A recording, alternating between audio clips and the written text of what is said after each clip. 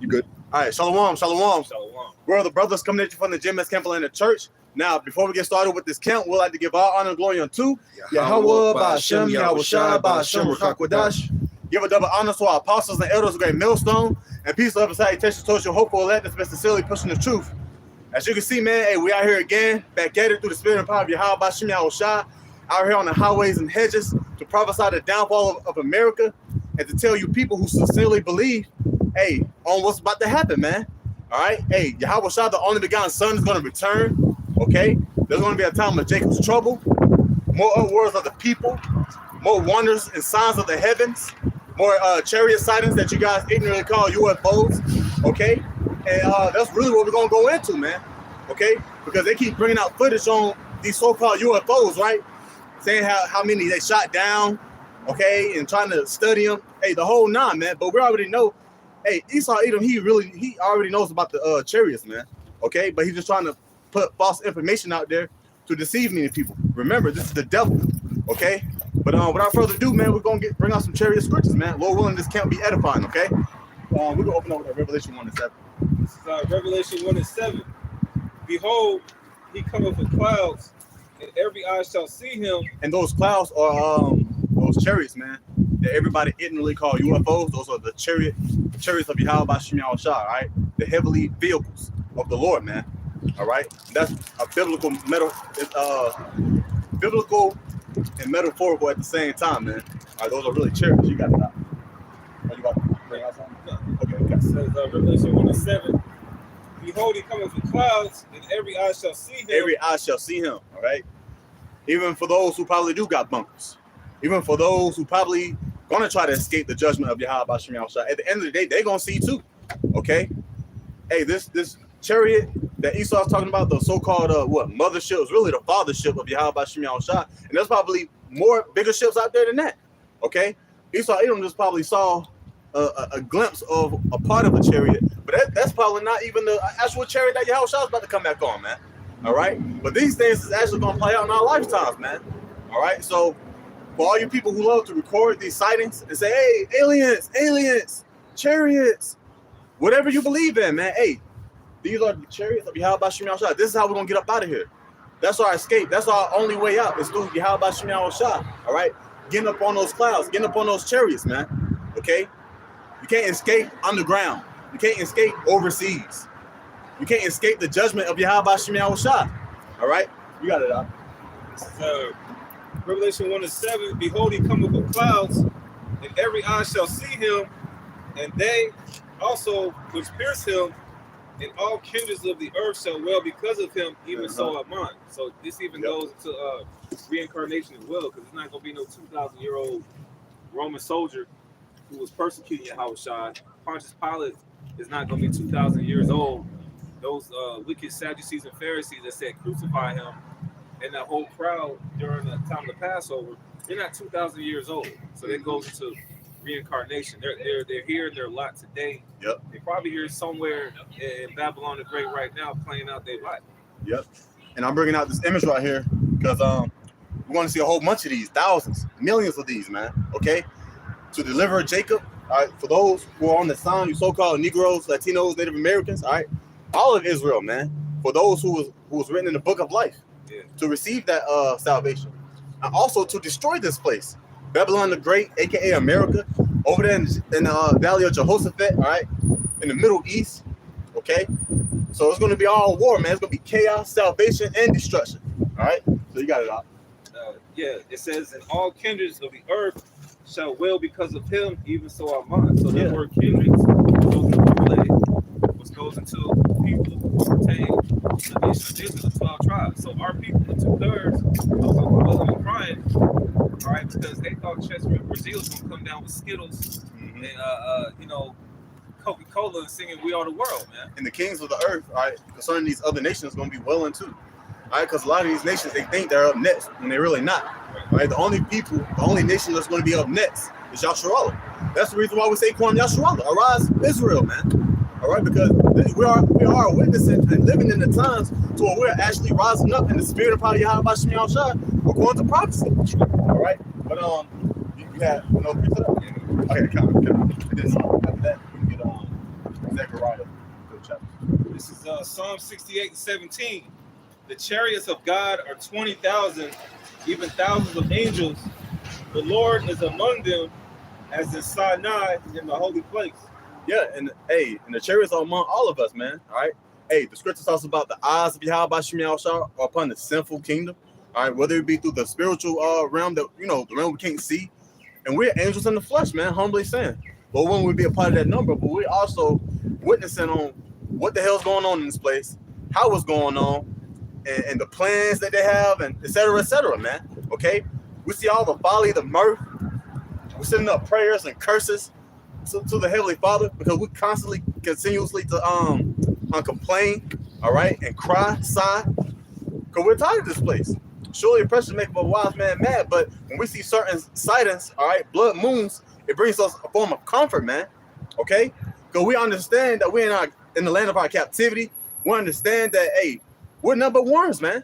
Okay, and again, this is the only way out to escape the judgment of Yahweh Shem Yahushua is getting on those chariots. All right, and that's our goal, man. You got it out. This is Zechariah, the 5th chapter, start at the top. It says, Then I returned and lifted up my eyes and looked, and behold, a flying roll. A flying roll, all right? And because, most chariots are in like a circular or oval shape, okay, like a sphere, okay? The same chariots that you guys are recording on your phones. Whether you guys look all the way up and say, hey, aliens, chariot, those are the exact same things that's taking place. There's nothing new under the sun, man, okay?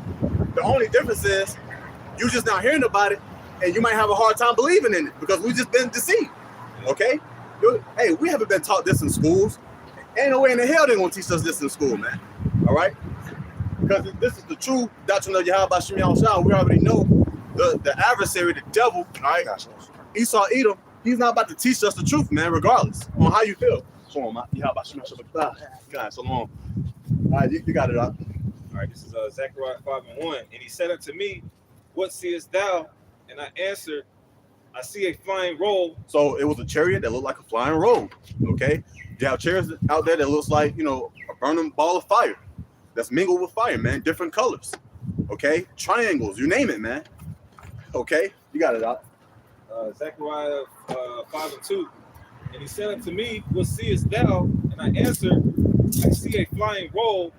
The length thereof is 20 cubits, and the breadth thereof 10 cubits. All right, giving out the measurements on what he saw, okay? Because there are different forms and sizes of chariots, man.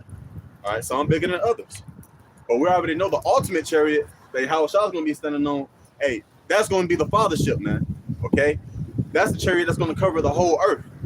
That's the chariot, every eye shall see, every knee shall bow, heart's going to be failing them, okay? Whether you get hit by that laser beam or not, we're just going to go into it, okay? You got it, Akim. This is Zechariah 5:3. Then said he unto me, This is the curse that goeth forth over the face of the whole earth. So this is a curse, man, all right? When you hear that, something from another, realm is going to come and destroy the place that you so love, shouldn't that put fear in you, okay? Shouldn't that put you in a humble position to where you can examine yourself and say, damn, what the hell is going on with my life? Who is my God? Who am I? Okay? Those are the concerns that can put you on the right track, really. But you just got to get with it, man. You got to receive it. Okay? You got it out. Zechariah 5:3. Then said he unto me, This is the curse that goeth forth over the face of the whole earth. For everyone that stealeth shall be cut off as on this side according to it, and everyone that sweareth shall be cut off as on that side according to it. Yeah, shall be cut off, man. All right. What along with that cutting off? The fashion of this world shall pass away. Okay. Hey, you're gonna see people's eyes and tongues get burnt up, literally, in their skulls. All right, deteriorate, turn into salt, dust. Okay. This is the curse of Yahweh Shem Yahushua, and this is the curse that we sincerely want to be delivered from. Okay, because he's coming back in the day of judgment, in the day of wrath, day of indignation. So where did you guys accumulate this whole philosophy on? He's going to come back with white naked babies with wings on some fluffy clouds, hugging everybody, accepting you who you are. Nah, man. Can you get that where it says he ain't come to send peace on earth for the sword of Buckle Shop? Yeah, count Matthew 10. Okay, because he's not coming to save everybody, all right?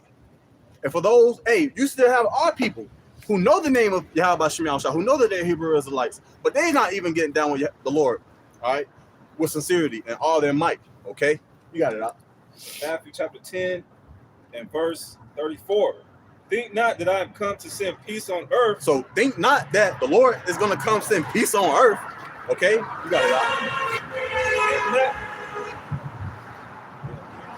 Think not that I have come to send peace on earth.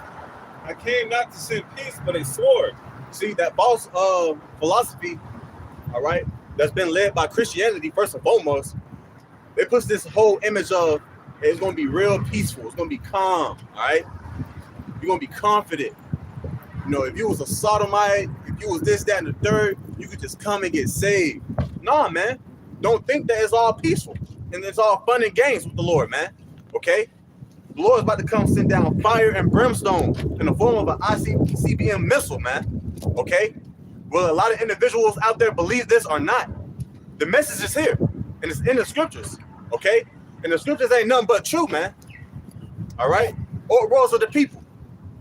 Earthquakes in diverse places. World War I, World War II, and World War III is in the scriptures, man. Actual history is in the scriptures, so none of this is make believe. Okay? You got it out. That's it on that. Oh, that was it on that? Right. Yeah, you can go back to Zechariah, then you can hold 2nd Ezra 13. This is Zechariah, the 5th chapter, starting at verse 3 again. It says, This said he unto me, this is the curse that goeth forth over the face of the whole earth.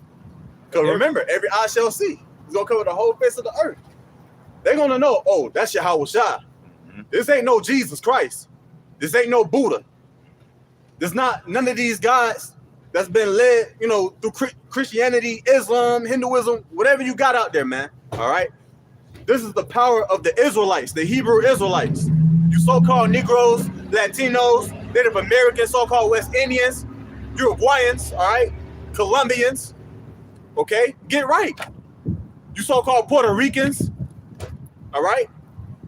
We're all Hebrew Israelites, and we will be delivered, man. Some's going to be delivered, and some's going to get judged through those chariots.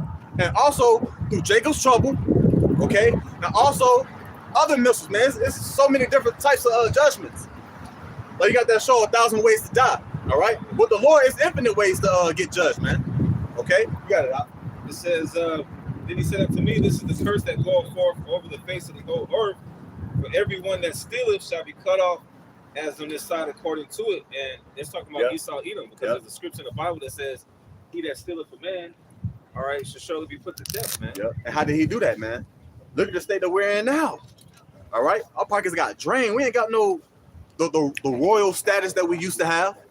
Hey, according to prophecy, our stature been diminished. We've been brought low, man. Okay? And Esau, Edom was the main advocate, the main evil character, the main villain of this whole story, who really did too much, man. Okay? Raped, robbed, and murdered us. Took everything we had. Scripture talks about these other nations, they joined Esau, Edom too. They played a role in it too, treading upon our feet, etc., etc. But now we're saying Kwam Yasharallah, man. All right, that's the beauty of it. We had our bad times, but now we're in joyful times, man, because we see these things coming to pass. And we understand that we have a true power, and we understand who we are. Okay? And Esau, Edom can't break that. Right. Okay? You got it out. I got a precept right quick. Come. This is Jeremiah 50:11. Because you were glad, because you rejoiced, O you destroyers of my heritage, because you are grown fat as the heifer at grass. Yeah, you grown fat, man. Okay? Yeah, all these resources. We all know you've been blessed with the sword now. Destroyed us with the sword, killed us, lied to us. Again, I know I mentioned the school system earlier. Didn't even put a thought on, hey, let's try to, tell them they're Hebrew Israelites. But nah, y'all want to call us some niggas, monkeys, spits, wetbacks, okay? Indians, natives, whatever names you want to call us, but the Hebrew Israelites, man, okay? So we're in the time where, hey, the Lord is exposing y'all, living up that curve so damn high, we see all the filthiness up under it, man. All the lies, okay? We know how we're gonna get up out of here. Lord, when we be a part of that number. We know who the true image of our power, man. We just know our power. Okay? Humbly saying. You got it, Aki. Yeah, it says, because this is Jeremiah 50:11, because you were glad, because you rejoiced. And it's kind of obvious they're glad. All right. If you do simple research on the internet, look at all them postcards that was sending. That's the spirit I was about to say. Yeah, and you can get that in Revelation too. They made they got married. I think it's They said gifts. yeah, Revelation 11, I believe. But yeah, man. All right, they sending postcards to each other. All right, having a blast. Put a fire right there and put a nigga over it, and singing songs and stuff. All right, they was glad. They was living it up. Okay, but little do they know is, hey, our power is coming back, and everything's gonna be reversed. Okay, so we're living in great times, man. But also be on point. All right. Hey, this is Revelation 11, starting at verse 9. And they of the people and kindreds and tongues and nations shall see their dead bodies 3 days and a half. 3 days and a half will represent the 350-year period. Okay, you got it out. It says, Salaki, I want to say too, because within that 350-year period, hey, we was in captivity. Now, don't get it twisted. We're still in captivity, but we was chained up, man. Okay, they was selling us. All right, as the scripture said, bondman and bondwoman. Okay, and no man shall buy you. But who bought us back? Yahweh Shah, by laying down his life. Okay, we've been redeemed back through the Spirit and blood of Yahweh Shah, man. Yahweh Bashim Yahweh Shah. Okay, you got it out. it says, Revelation 11 and 9, and they of the people and kindreds and tongues and nations shall see their dead bodies 3 days and a half, and shall not suffer their dead bodies to be put in graves. And they that dwell upon the earth shall rejoice over them and make merry, and shall send gifts one to another, because these two prophets tormented them that dwelt on the earth. Yeah, so they was excited, all right? They was excited to see another so-called black man, Latino man, Native American man, Uruguayan man, all right? So-called West Indian man, so on and so forth, get hung. Yeah. All right?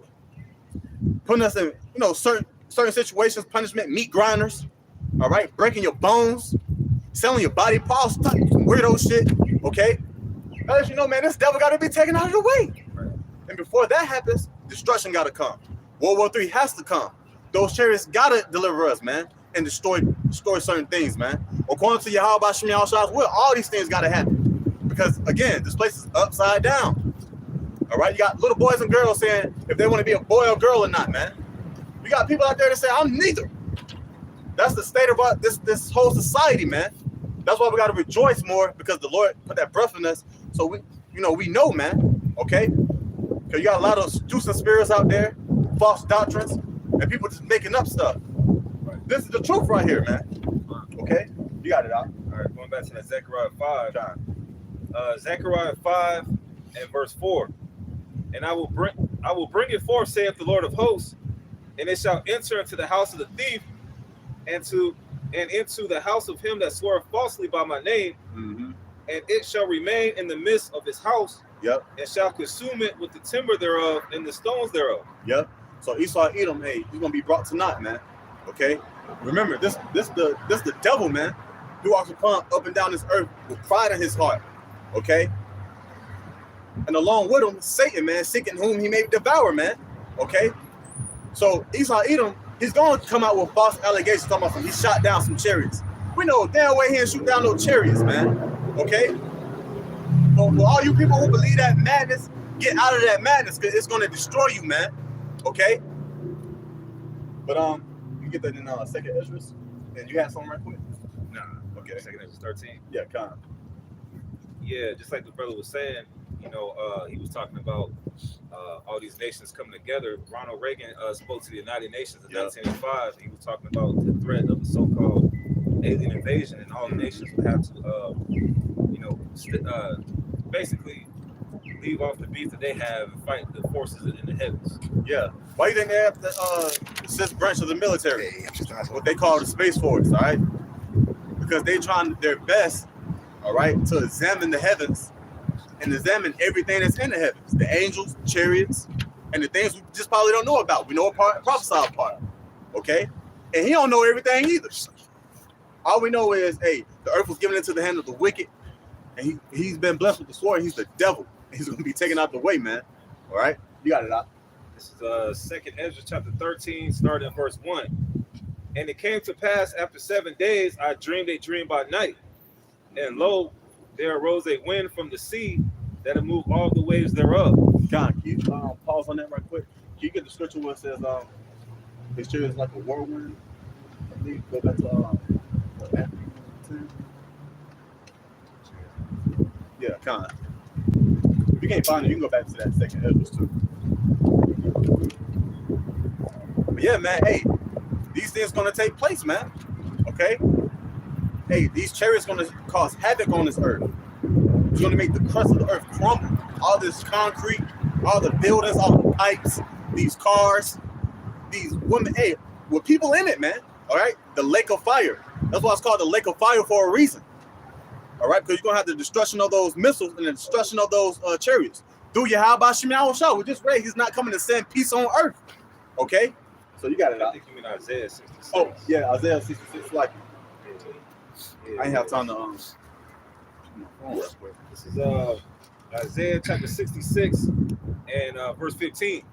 For behold, the Lord will come with fire, and with his chariots like a whirlwind. Like a whirlwind, man. The scriptures constantly talks about an east wind, a whirlwind, a destroying wind, okay? Through those missiles and through those chariots. There's gonna be a wind, like you see in a movie. What's a good movie? I know brothers probably know Terminator, yeah. When you had that wind of fire come, it just brushed off people and they just turned to fucking pillars of salt, really. Skeletons, bones. Some turned to powder, man. Got water wars. They get hit with that laser. They tried to run away. They tried to escape. Some thought they were safe. Some tried to escape, but they still got destroyed, man. All right, that's how it's gonna be. But it ain't gonna be no movie. It's gonna be reality. All right, and everything you guys see in these movies, the Lord can do 10 times greater. All right, you got it out. Isaiah 66 and 15. For behold, the Lord will come with fire, and with his chariots like a whirlwind, to render his anger with fury. To render his anger. Okay, so he's coming back to show this whole earth what's up, man. To show his anger. Oh, you guys, you guys think it's cool to switch your genders? You guys think it's cool to be a little pedos and eat whatever you want to eat? Make mockery out of my name? Okay, I created the heavens and the earth. You guys want to make mockery out of me? All right, bet. Okay, I'm gonna show you people my anger. I'm gonna put you people into the lake of fire. I'm gonna burn your ass up, man. Cause you couldn't get it when I sent my prophets back down there, man. Okay, you got it out. This is Isaiah 66 and 15. For behold, the Lord will come with fire, and with his chariots like a whirlwind, to render his anger with fury and his rebuke with flames of fire. Flames of fire, okay? So for all you people who want to record, look at your telescopes, do this video, that video on so-called UFOs, all right? Instead of it being on your phone and far away, in all actual reality, when that day comes, they're going to be up close and personal, okay? And don't tell them what certain individuals out here on this planet is going to see. Shanti caught some ships last night. So like Shanti, the singer. You saw that? She was in California shooting a video, and she caught some what looks like some ships going across the sky. Yeah, you might look it up for it, brother. Yeah, brother, look it up. Probably read Shanti and UFOs. Continue on Isaiah 66 and verse 16. For by fire and by his sword. So by fire and by his sword, okay? It didn't say by giving you hugs and coming as who you are. No, man. I gotta say it like that because you got people out there who believe that. All right? You got it out. It says, for by fire and by his sword will the Lord plead with all flesh. That's how he's gonna plead with you. All right? Through judgment. He's not gonna plead with you again. He's not gonna plead with you by coming as you are, giving you hugs and pats on the back. All right? And thinking it's cool to call him Jesus Christ. That's not how he's gonna plead with you through fire and destruction and through the sword, the ultimate plague, the ultimate curse. All right? Remember, Al-Asajah, man, a demon-like power. Don't forget.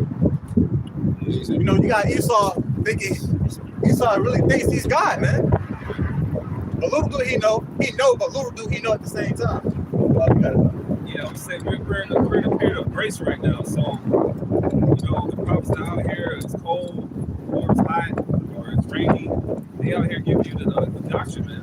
Right? It ain't gonna be no it's gonna be a little bit too late for you people in that day. Oh my bad, I did the day. It's gonna be too late. You gonna get, like the brother said, you gonna get zapped. You'll get a Jamie Foxx at that piano. Fuck you. Right.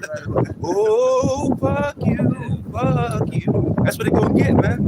We out here suffering, and they don't want to hear. So fuck them. Yeah, fuck them. This next scripture right here talks about our people, man. Isaiah 66:17. They that sanctify themselves and purify themselves in the garden behind one tree in the midst, eating swine's flesh, and the abomination and the mouse. And the scriptures talks about how people exercise in their wickedness, man. Okay? Yeah, people out here, hey, they enjoy actually doing that. They know they're Hebrew Israelites. They know the name of Yahweh Shem Yahushua, but they still want to be the freshest nigga on the block. All right? They want to have the baddest rib. Okay? They want this, that, and the third. But they don't want to fully submit under Yahweh Shem Yahushua, man. That's why in that same garden, back in Isaiah, that's why he said, but it brought forth wild grapes. Because a lot of you people's minds ain't right, man. Okay? Right. Mm-hmm. You got it out. This is Isaiah 66. I think it's Isaiah the 5th chapter. It's like, Yeah, it is. 66 and 17. They that sanctify themselves and purify themselves in the gardens behind one tree in the midst. see, they didn't let the Lord do it for them. All right? So you still got the individual there. They got this bravado, this ego. They're prepping themselves up, sanctifying themselves, glorifying themselves. And they ain't glory, man. All right? But not giving that same glory 10 times more to Yahweh Shem Yahushua, who's worthy to be praised. We're number worms and filthy rags. Do you have the nerve to do that? Okay? You got it out.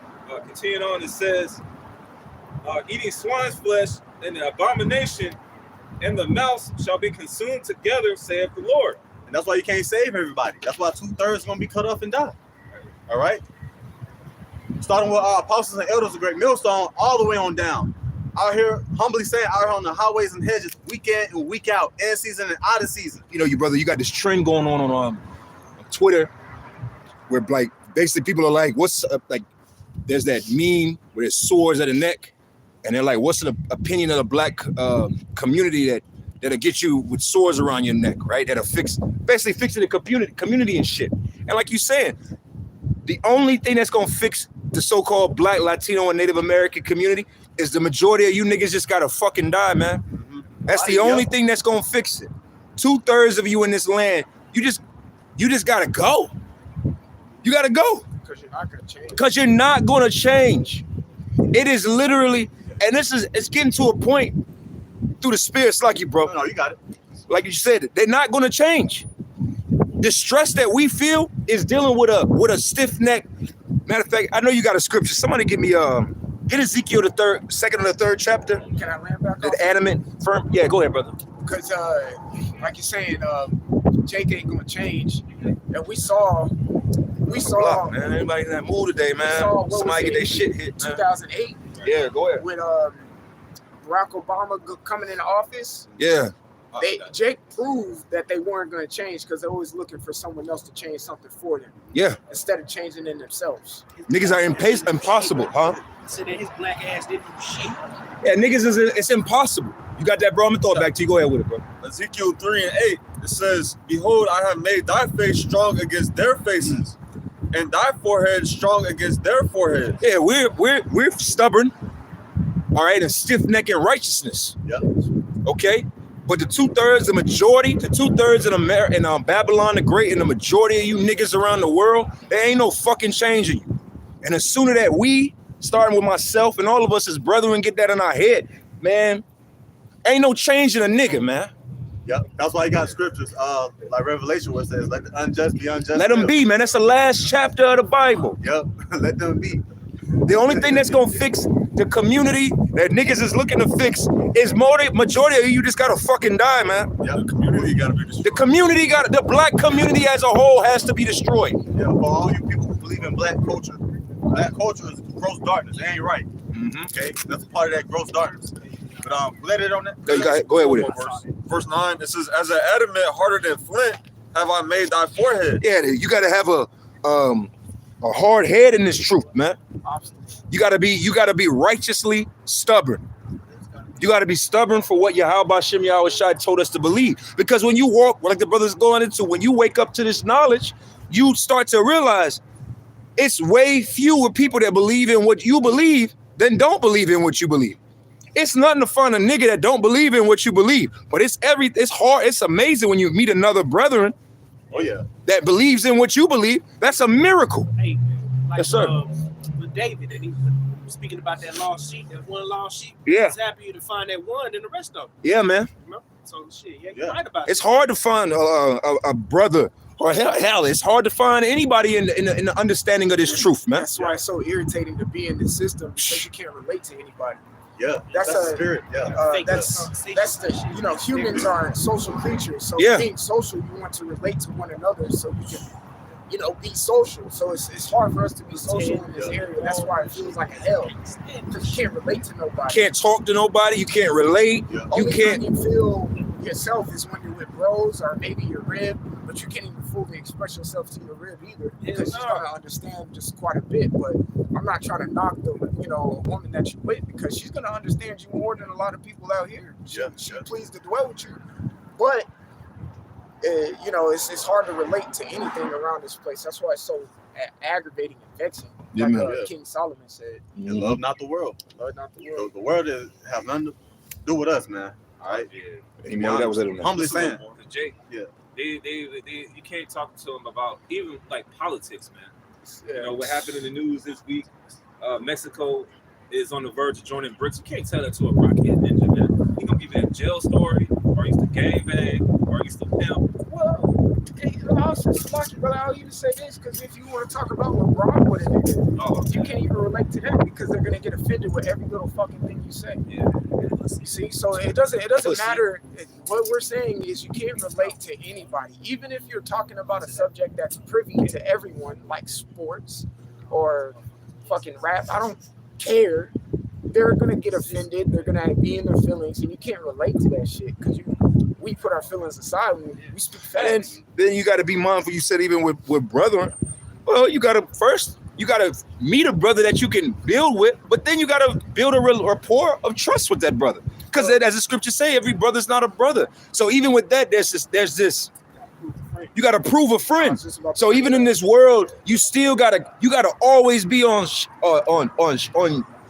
eggshells, and you know, be conscious of everything. And that's no way to live. And we wonder why, you know, we're always in pain and hurting, stressed the fuck out, ready to give up the ghost. Because as the scriptures say, this ain't our rest. And the more that you continue to be in this war, in this labor, you realize this ain't your fucking rest. There's no release. There's no release. See, This ain't it. This ain't it. So the scriptures tell you to be sober and to be vigilant. That's something, you know, that, correct me if I'm wrong, but that's something that we're not necessarily going to have to exercise in the kingdom. I'm not always going to have to be vigilant and watching my back. Yeah, you got to be circumspect. Nobody stands behind me. That's wisdom. That's wisdom that we're receiving temporarily for now. Because this is the valley of the shadow of death. You got to watch everywhere. And if we understand that we're in the valley of the shadow of death, first of all, who in there right now want to die, okay? And then two, if you know that you're in the valley of the shadow of death, you have no choice but to, you know, hone down, hold your ground, man. Be watchful, listen, learn discipline. See, when Yahweh Shem Yahweh Shai, it's all about growth, okay? You're never going to decrease. You're always going to increase, man, all right? Whether it be right now or later on, but the whole purpose of this whole thing is cleaning ourselves off daily to the best of our ability, so that we can get on those chariots as we was talking about, man. Okay? But who's comfortable in war? Yeah, who's comfortable in war, man? Okay. All in the kingdom, it ain't gonna be no more war. We ain't gonna, people ain't gonna learn war no more. That's right. Okay? But that's just for a season. But we in that season, on this side, in this lifetime, man. All right? Because we understand that, we're gonna eventually be over there, man. We're gonna eventually get those new bodies. We're gonna eventually be embodied with the Holy Spirit, man, in the second covenant of Yahweh Shem Yahweh Shai that he promised us with the oath. Okay? But until that time comes, We gotta, hey. But then wait a minute, that's like, bro. But then you got these assholes in Israel talking about we already in the new covenant, man. Yeah, that's How the fuck are we in the new covenant? Stress the hell out. Well, they're just glorified Hebrew Israelite Christians. That's Jesus. it. They're Christians with the They just little cracker rafer and grape Right. juice Right. Hebrews, man. That's all they are because Christians say the same thing. Yeah, you can. You know, they say that we're in the new covenant when it's clearly and evident that we're not. A whole bunch of things have not come to pass. We have not experienced the new covenant yet. We still teaching each other. We're working for it. The fact that we're out here right now shows that we're in the new covenant because Right. the new covenant says that thou will not have to teach thy neighbors. Yeah. The thing that we're going into about how stressful this society is the right. fact that we got to teach you niggas. Let's add on top of that. The new covenant in Hebrews, the 8th chapter, Jeremiah, the 31st chapter. Jeremiah 31 and 31, and then Ezekiel, the 37th chapter. Yeah. All of them say the same thing. I shall be their power and they shall be my people. Well, according to Jeremiah 15:1, the Lord say, do away with these people, get them out of my sight. Come on, man. So do you think the Lord is fucking with us right now? So no, we're not in the new covenant. Ain't this cracker still over us? Ain't this cracker But we still in a new over us? covenant. We still getting whipped right now, but we're in the new covenant. I don't know. I don't know if I agree with those But terms. you still got to get up at 4 a.m. to go to work. Right. People still gotta take the C help. Okay. It's Taxes. the new covenant Fuck is that. what it is. It's the name. The new covenant is what the name Yeah. is. A new contract. We're not under a new contract. We haven't signed anything yet with the Lord. We're going to. We're still under the curses. We're still under the curses because we fucked the old contract. That's why it says in Hebrews the 8th chapter, if the old one was faultless, Yeah, where's there the would be fault? no new for the Yeah. for the Where's the Actually fault? get that too. People, can you get that in Hebrews? yeah. Yeah. I was on Ezekiel 36. Jake, man. Same niggas who say there ain't no Jacob's trouble. I really hate niggas, bro, because hey, while you getting that, I was meditating on this earlier in the week. Here it is, niggas scream all day, every day that they don't gotta listen to no man, this, that, and the third, right? But then when we always bring this point out, when you go back to First Samuel, right? The original plan was every man, the closest we were to sovereignty Right. individually as a nation, was prior to King Saul and King David. But then it was you niggas. It really was. It was you niggas It was you. who fucked it all up in the name of, nah, give us a king. Give us a king. Because you know what it was? They still had that Egyptian spirit on them. Niggas, man. Because even when we just got done with the Passover. We just got done with the Passover. So when they were crossing, they crossed the sea and they were going into the wilderness. Niggas were still complaining about, oh, this is how it was in Egypt when they had a king over them ruling. Matter of fact, real quick, get real quick, get Isaiah, what is that, Isaiah 30 or 31? Woe unto you that go down to Egypt. Oh, yeah. Because you niggas still got this, like you said, you niggas, man. You niggas. You niggas, man. Like, I get it. When you read the book of Isaiah, you understand why the prophet Isaiah, he put curses on you niggas. Right. And he was like, I'm going to the woods. Like, fuck y'all niggas. Because it's like dealing with niggas from the beginning of the time till now. It's just a long history of dealing with headaches. It's headaches and stress, and it's always some bullshit. That's why the scriptures say, especially them of the circumcision. Especially, Yep. you have a little bit of understanding, you the worst kind of nigga. Because all of that we read in the history of what you're talking about, the book of Exodus, the book of Samuel, those were niggas who knew who they were. They knew who they were. Those, especially them of the circumcision. And them of the circumcision today be saying the most rash shit ever, man. Come on, man. Can I get a scripture right quick? Go ahead, brother. To back that part up, because see what's going on back then is going on now too. You have a lot of people in the NFL, NBA, and UFC, whatever the hell these people do. Look, you have people who know that Hebrew Israelites, but when it comes to speaking it out on social media, we have examples of that. Hey, Esau Edom come down with the hammer, man, and then they just get with it. They get with their program. They accept their money. They love hooping, okay? They love this life, man. They love this life, okay? But can you get that right quick about the show? This is Ecclesiastes 1:9. The thing that have been, it is that which shall be, and that which is done is that which shall be done, and there is no new thing under the sun. So there's no new thing under the sun, man. All right. Just like you guys did back then. Okay, you guys knew that you was Hebrew Israelites. All right. We going like You guys got partying, drinking, and marrying, whatever doing whatever the hell you want to do, basically, in your liberty. Okay. Hey, we see the same things today. If you want to do donuts, rob, scheme, all day, you know, there's a lot of wild grape activity, man. Okay, but you got it out. You go back to the previous precept in Zechariah. Wild grape activity. I like that. All right. Yeah, God. I'm gonna use that all week. This is Zechariah chapter 13 and verse 8. And it shall come to pass that in all the land, saith the Lord, 2 parts therein shall be cut off and die. And all the land, man. Okay, this is the main land that the scripture has been talking about the whole time. As part of that judgment, as part of the destruction, man. Okay, because as the brother was going into, you had individuals who knew that they were Hebrew Israelites, just like you do over here in America, who know that they're Hebrew Israelites, but they so caught up in this lame ass life, man.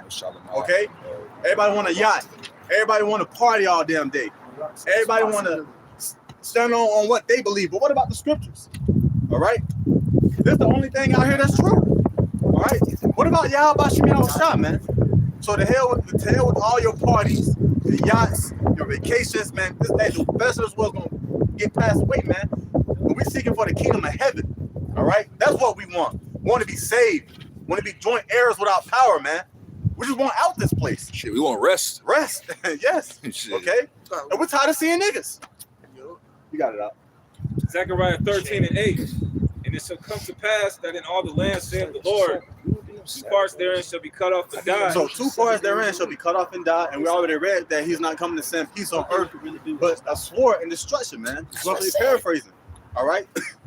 So a lot of you people who's gonna keep those false philosophies in your head, don't want to go up and down these streets in your everyday lives, in your own vain opinions, is gonna get you killed. All right. And I'm not making that up. This is in the scriptures, man. All right. The Lord said it. Okay. You got it out. It says, continuing on, it says, the third shall be left therein. And the third shall be left therein, all right? And for those who going to remain and going to escape is the elect, man. The elect of Yahweh Shem Yahushua. All right? The same individuals who knew the name and believed the name and stuck with it. For those who didn't want the old man to be on them forever and ever. All right? Constantly wanted to change, embrace everything in their office, in their positions, okay?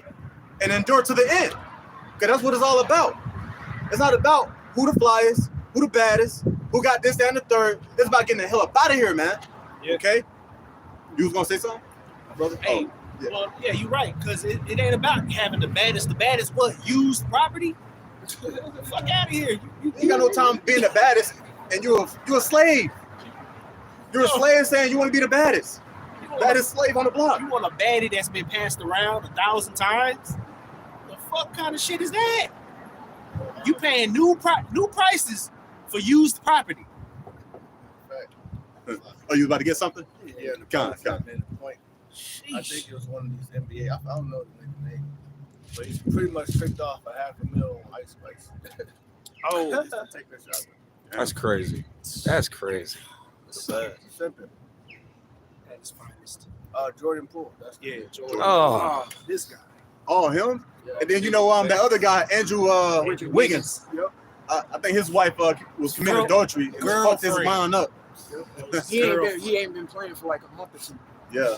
So yeah, man. Hey, like the brother was going into and saying behind the camera, everything you guys heard, man. Hey, this place not our rest. Right. This ain't life, man. Man, I hope the Lord, man, all you professional athletes, it'd be beautiful if you all just gave up the ghost in 1 year. The whole NFL just left. The whole NBA just left. Yeah, I stay doing videos of athletes. Because athletes are beacons of wickedness in our communities. Like like you said, that bullshit. You niggas think that just getting some well overused vagina is the peak of living. You got it, brother. Salaki. Yeah, man. What was going to do with my money? Yeah, man. You have made a good point. You said we're really trying to get this rest. So I was holding Isaiah. Get Matthew chapter 11 and 29. Because you said we really want rest. Matthew chapter 11 and verse 29. Yeah. It says, "Take my yoke upon you Yep. and learn of me, for I am meek." It says, take my yoke upon you. And this is red lettering, so it's Yahushua speaking. Take my yoke upon you and learn of me. Okay? That word yoke, I don't know. I think this word, it may be Zydos, if I'm not mistaken, but that word means balance. Okay? So pretty much what Yahushua is telling me here is to have a level of balance. He says, take my yoke upon ye. So learn of me, of my balance. I know it's hard to play. It says, "Take my yoke upon you and learn of me, Yep, learn of me. Go ahead. for I am meek and lowly in heart." For I am meek and lowly in heart. Get Philippians chapter 2. It says, let this mind be in you also. Go ahead, brother. "And ye shall find rest unto your souls." And you shall find rest unto your souls. Two. So just like the brother was saying, the captain was saying on the other side of the camera, it says take the yoke. So take the balance that Yahushua was teaching us, so it can ease you. You see what I'm saying? So you can be eased. You know what I'm saying? Mm-hmm. All right. So that's what we're really looking for. That's why we really take it to heart when we read about Paul, who some of y'all discredit, especially them of the circumcision, who y'all discredit. When he says, "Be followers of me, as I am of Yahushua Mashiach," we're trying to follow his balance so we can receive a rest in due season. Matter of fact, we got your apocryphal on you. Hey, it's fine. Can someone get Ecclesiasticus or Sirach chapter 51? I think it's like verse 30. It's the last verse. But keep reading to verse 30, brother, in Matthew 11. Matthew 11 and 30. "For my yoke is easy and my burden is light." For my yoke is easy and my burden is light. Go ahead. It says, to the next chapter. Oh, Salaki, that's it. That's it right there. You see, so the Lord was telling us to have a particular balance so we can receive the rest that we preach about weekend together. When we talk about how tired we are in this place, we can't relate to nothing. It's hard to have a conversation with anybody. Get tired of lying to yourself, man. Get tired of lying to yourself, Hyping your own self up. You gotta put on some facade. You have to go to a job. You have to do an interview. So, in 5 sentences, can you tell me how you are? I'm a great worker. I'm diligent. I love being on time. Yeah, staying late. And what I really want to fucking say is, I hate fucking working. I hate getting paid breadcrumbs. I just want money that I'm not gonna get because it's gonna get taxed out the ass. I don't want to wake up early, dumbass, to get paid $20 an hour. Really, I want to put you in slavery. I want to put you in slavery. That's what we're saying. I'm tired of being a quote-unquote fake-ass nigga. But you got to put on the front, man. Just like King David put on the front acting crazy. Shit, we're acting crazy. Right. We got to make it seem like we're in tune with the world, but we're internally fucking dying. That's why the scriptures say we die the day long. I cannot stand this shit, bro. You see what I'm saying? Can I get a precept for you real quick, bro? You can get it. Real quick one. Go ahead, bro. It's one of my new precepts I love. This is Psalms 103 and 5. I'm gonna read it in the KIV version. It says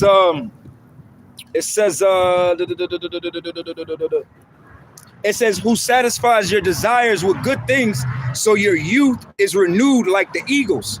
So I'm gonna read it again in the regular KJV. It says, Psalms 103 verse 5, who satisfieth thy mouth with good things, so that thy youth is renewed like the eagles. And we need our energy. That's the main thing. This place tries to beat your fucking energy down, man. Like I was just saying to the brother, bro, it be feeling like these weeks just are non-stop. Like we were saying, what's the Sabbath? Right. We don't really get to experience a Sabbath on this side. There's no true day of, I'm going to sit on my ass and I'm not going to do a motherfucking thing and nobody's going to bother me. Right. A Sabbath day ain't nothing but a day to catch up on everything that you couldn't do in the week. Right. You're really winning if you don't have to work a Sabbath. But most of us have to work a Sabbath. So we need the Lord to renew us, renew our energy, renew our spirits, because this place, you be ready to crash out, man. That's a refreshing that it's speaking about in the book of Revelation. Well, go ahead and get that in Ecclesiasticus 51. Ecclesiasticus 51:30. Work your work, be time. Yes, work your work, be time. So we understand, like we mentioned earlier in the accession camp, that we understand that this is not on rest. So we're gonna, even though as vexing as it is, right? As vexing as it is, we still need to work our work be time, which be time means early. So you got to rise up early and work your work. And the work is what we're doing right now. Okay, go ahead.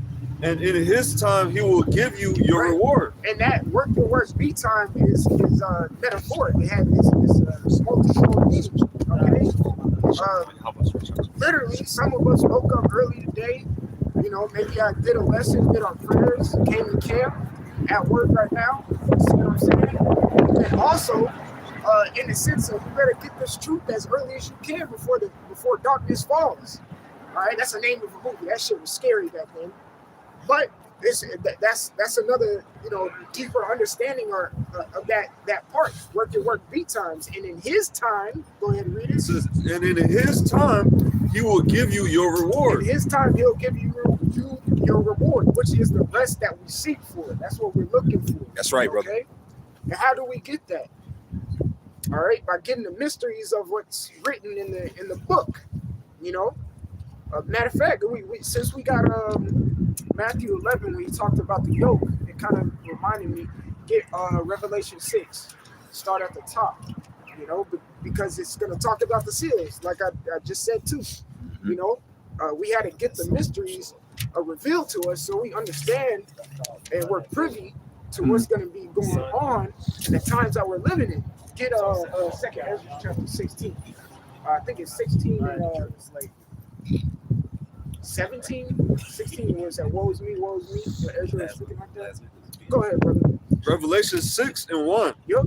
And I saw the Lamb open one of the seals. Oh, so I saw the Lamb open one of the seals. So we understand. All right, just to go quick. We had a class on it. Priest Zion watched a part of the movie A Passion in the Grace. You know what I'm saying? Read Isaiah 53. He was the only one. Now I'm speaking about Yahushua. He was the only one that could do that sacrifice because he was the perfect. He was a perfect sacrifice, but according to the law, which we understand, Romans 7:14, the law is spiritual, and then we understand in Luke 24:44 that the law is concerning Yahushua, that he is the perfect, unspotted, blemished lamb. So when that lamb, it's a capital L here in Revelation 6:1, when it says, and I saw the lamb, okay, that lamb is speaking about Yahushua, the only one worthy, all right, the only one worthy enough to open the seal to give to us. Go ahead, reread it again. It says, Revelation. So we got the understanding of what the lamb is. Go ahead. Revelation 6:1, and I saw the Lamb open one of the seals, right, and I heard, as it were, the noise of thunder. Right, so you heard the Lamb open one of the seals. Yahushua opened one of the seals of the book, which is the book of understanding. Get 2nd Ezra. I know I'm calling a lot. Get 2nd Ezra chapter 14. Gotcha. All right. I'm gonna hold this. 2nd Ezra 14. I want to say started like let me see real quick. 30. Go to like 30, 35. Salaki, brother. Yeah, start at 37. We're gonna get the point of that. All right, because it's what did he say? It says one of the seals. So we're gonna get a precept to the seals and how the understanding of when he popped it open, we got the truth. Go ahead, brother. This is 2nd Ezra 14, verse 37. So I took the 5 men as he commanded me, and he went into the field and remained there. And the next day, behold, a voice called me, saying, Ezra, open thy mouth and drink that I give thee to drink. Yeah, a voice called me and said, open my mouth to give a drink. All right. All right. So Ezra is receiving, again, this is metaphoric, man. What does this remind you of? It reminds you of Ezekiel. The Lord told him to eat the entire roll. That was to get this entire information and understanding so you can go out and tell. Therefore, you're keeping what it's saying in the book of Habakkuk, where it says, so he may run that readeth it.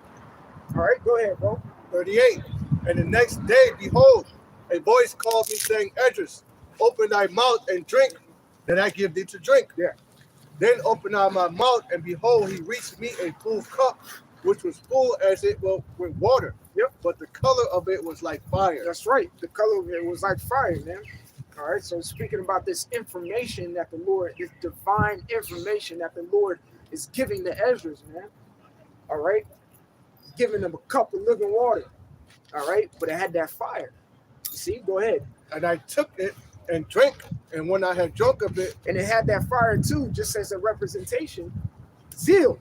Because when you get this information, there's a burning fire in your spirit. If you don't got it, you really ain't. I'm gonna be honest, man. If you didn't feel that feeling, which I can say, speak for myself, if you didn't feel that feeling of that fire burning inside of you, you really didn't consider it as much.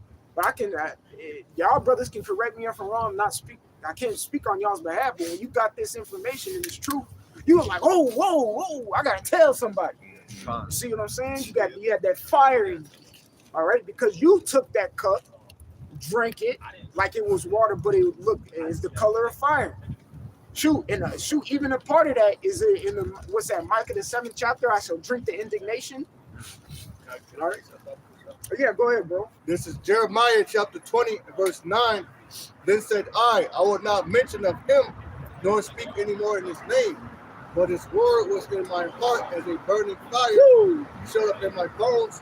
And I was weary with forbearing, and I could not stay. Yeah, and I was weary with forbearing, and I could not stay. Meaning, it's who's that? D'Angelo that's saying that? I got a Jones in my bones. You know what I'm saying? Yeah. He said, you just itching to say something because it's in you. You know? He said, it had a fire in me when I got it. Go ahead. Oh, you go back to 2 Ezra 14. 2 Ezra 14. And this is all about concerning we're still on Revelation 6 and 1 about the seal being open. Go ahead. 2 Ezra 14 and 40. Mm-hmm. And I took it and drank, and when I had drunk of it, my heart uttered understanding, and wisdom grew in my breast. Right. For my spirit strengthened my memory. My heart uttered understanding. So he got the information in his heart, in his log, which means his mind, where your spirit dwells. Okay, not in your belly. We heard that, those especially from the circumcision.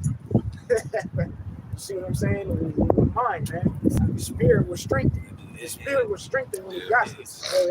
It says, and my mouth was open and shut no more. That's that zeal. My mouth was open and shut no more. So he started to teach. It's the same thing that we go through. Go ahead. The highest gave understanding unto the 5 men. Right. So the highest gave understanding unto the 5 men. So that means the seal was open and understanding was given. Therefore, you see us today.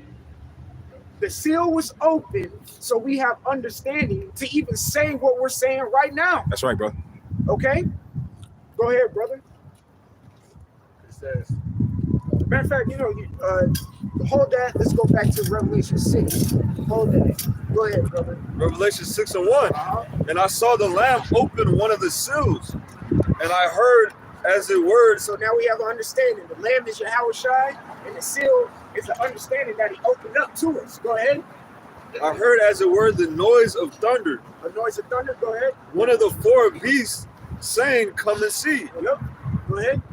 And I saw and behold a white horse. And I saw him behold a white horse. So let's deal with the white horse. All right. So white is a representation of purity.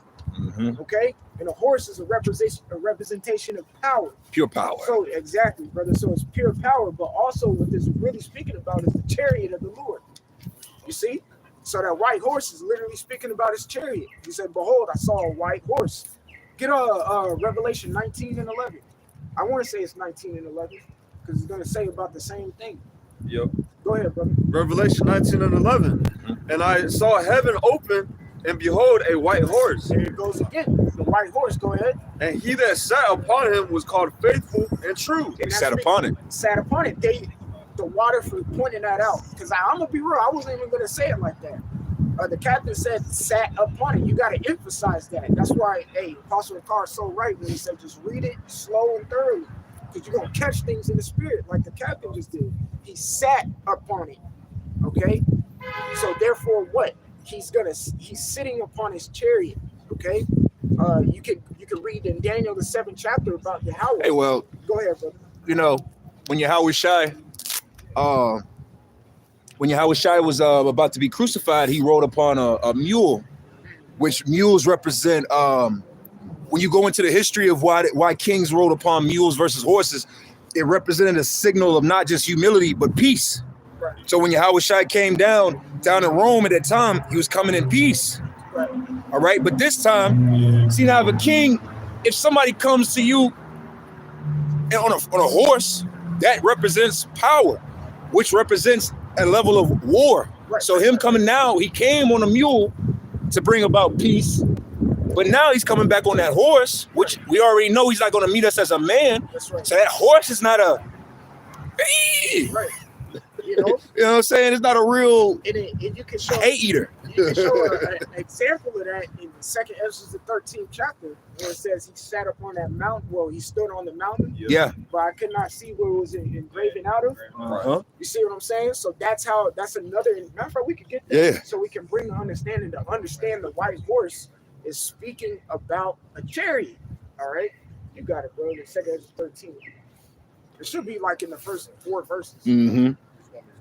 Yeah, start at the top. Yep. This is 2nd Ezra 13, verse 1. Mm-hmm. And it came to pass after 7 days, I dreamed a dream by night, and lo, there arose a wind from the sea, that it moved all the waves thereof. Yep. The force of that chariot. Go ahead. And I beheld, and lo, that man waxed strong with the thousands of heaven. And that man waxed strong. So just like the captain was saying, he came on in a mule. Okay. When someone comes on in a mule, does it seem like they waxing strong? Right. All right. But when they come on a horse, oh, it's time for battle. You didn't take donkeys or mules into the even though they are strong animals. They're not war animals. They're not war animals. They're not swift. You see what I'm saying? They're not fast, things of that nature. You can ride on a horse. Okay? Go ahead, bro. Hey, if I can say, donkey not necessarily for war, right? But it'd be used to carry cargo, right, supplies. There you go. You know what I'm saying? Maybe somebody's wounded. If I'm not mistaken, didn't before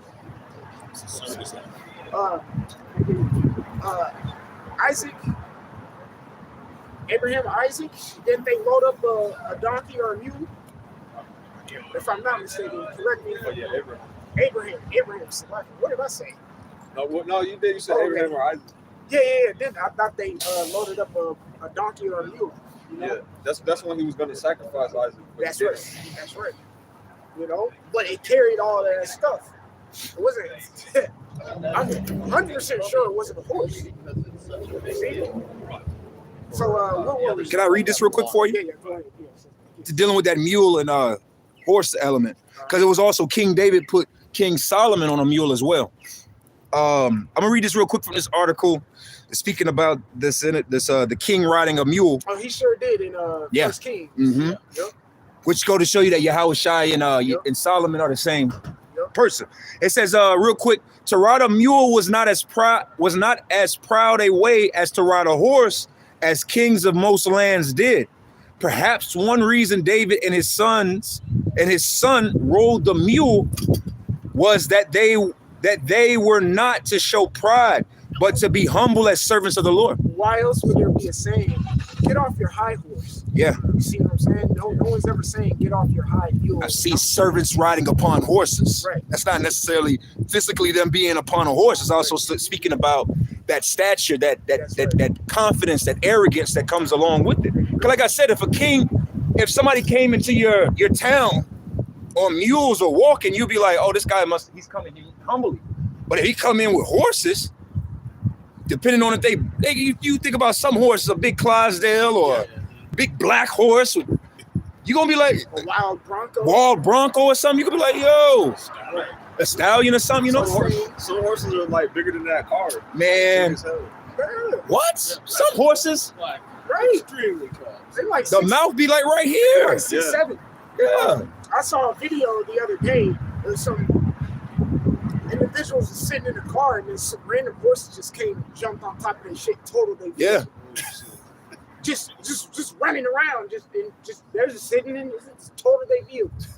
You know, the horses are powerful. It's pure power. Mhm. You know, so let's get back into it. Let's go back into Revelation 19 and 11. Let's finish that off.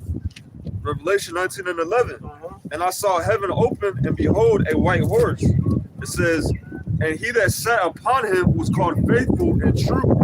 And in righteousness he doth judge and make war. The judge will make war. Actually, you don't have to hold that. Oh, wait. That's Revelation 6. It say he was riding upon a horse and what?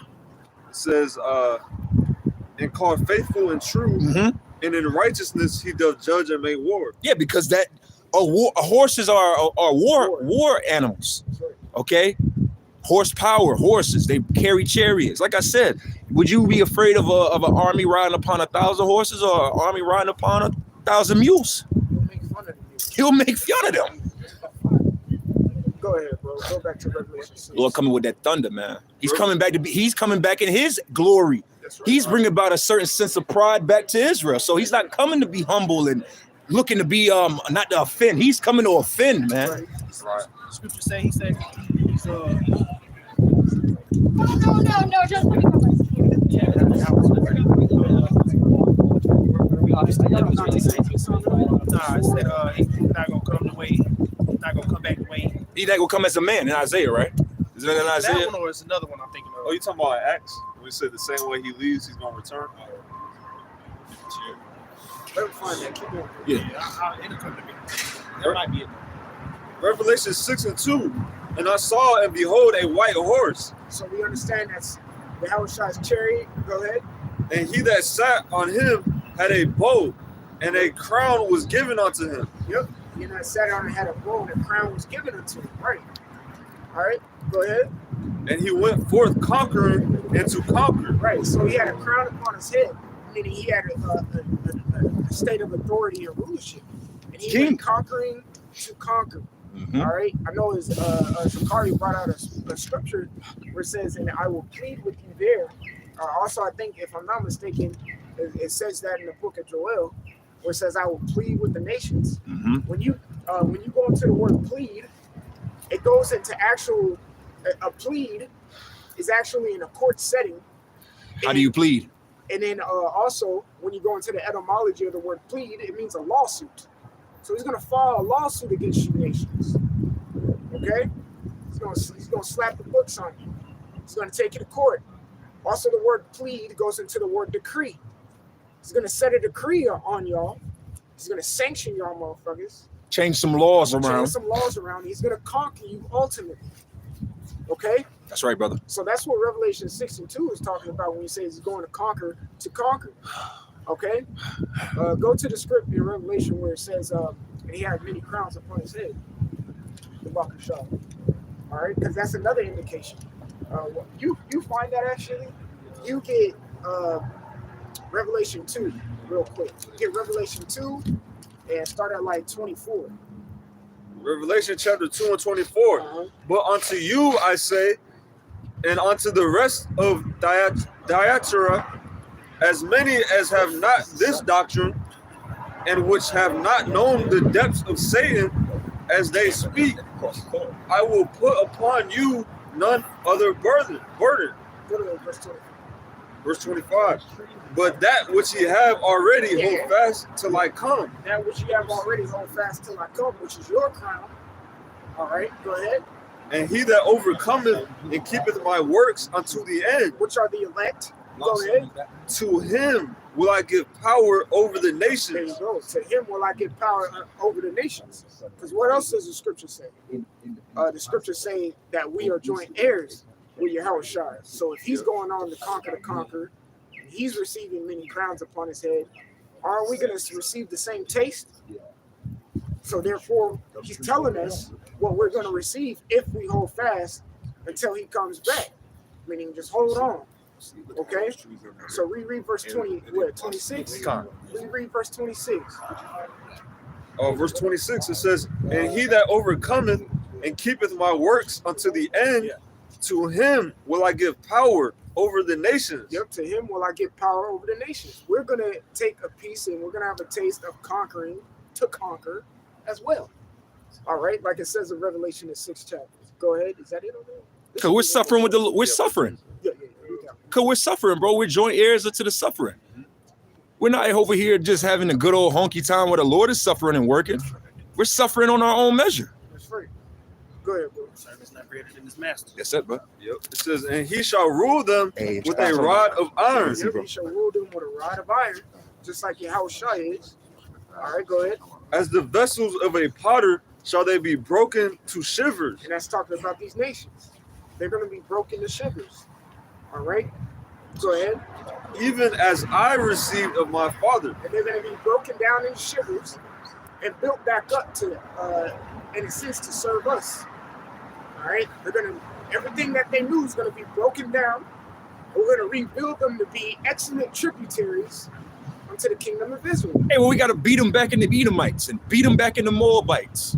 You know how they beat the Hebrew out of us? I'm not beating the Edomite back into the Edomite. Oh, no, fuck that. We're going to beat it now because they think they're good old Americans and French. They're going to get beaten to the fire. So. We're going to beat them. Nations I agree with. Oh, no, Esau going to get his... We're going to beat him back into to understanding who he is before we destroy him. All these nations, we gotta read. They beat the Hebrew in our language out of them. We're going to beat the Hebrew back into you. We're going to beat you back into being a Moabite or Ammonite or Ishmaelite. We're gonna beat that back into you through slavery. Because we're gonna bring originality back. Yeah, this idea of white people and black and brown and yellow people and Asians, all that shit gotta go. You gotta get that Chung Lee Ching Chow out of your fucking head, man. Go back to Revelation 19 and 11. All right, Hebrew back in. And we're gonna read verse 12 as well, because that's where it is. We have many crowns on us today. Go ahead, brother. Revelation 19 and 11. So this is back at the point of conquering and conquering. All right, go ahead. And I saw heaven open, and behold, a white horse. Yep. And he that sat upon him was called Faithful and True. That's right. Go ahead. And Yahushua sitting upon his throne, faithful and true. Go ahead. And in righteousness he doth judge and make war. Right. In righteousness he doth judge and make war. The whole earth is going to be judged according to the righteousness of Yahushua, and it's going to be judged correctly in all perfection. Go ahead. Verse 12, his eyes were as a flame of fire. Yep, like it speaks about in Revelation, the first chapter. Go ahead. And on his head were many crowns. And on his head were many crowns. And that's a representation of him taking down all these other nations. Okay? You can go read Micah, the 4th chapter, and Isaiah, the 2nd chapter, which both literally say the same thing, word for word. Word for word, bar for bar, line for line. Inside joke, y'all brothers know what I'm talking about. You know, it literally says the same things. Okay, he's gonna conquer America. All right, the Lord is gonna conquer Russia. He's gonna conquer the BRICS nations. He's gonna conquer the UN and the NATO. He's gonna conquer the European Union. He's gonna conquer all of them. All right, and he's gonna have those crowns, and metaphorically speaking, upon his head, he has many crowns, flaunting it, showing that you are done for. I've done taking you over. Now you are my tributary. Go ahead, bro. And he had a name written. It's like it. This is another indication that every knee shall bow as well. Because when you conquer another nation, they are now in subjection to you. So every knee will bow. Every eye will see, every tongue will confess. Y'all go become miniature us's. Yeah, that Yahushua is the king. Go ahead, bro. It says, and he had a name written that no man knew but he himself. Go back to Revelation 6. We know the name. And let me say that. All right. Would you say something? Precept for you. Oh, go ahead, bring it up. It's going into the many crowns and conquering all. This is 1 Corinthians 15 and 24. Then cometh the end, when he shall have delivered up the kingdom to the Most High, even the Father, when he shall have put down all rule and all authority and power. For he must reign till he hath put all enemies under his feet. And that's just showing he's going to come, when he comes back, he's putting down everything. That's right. And it says he must do it.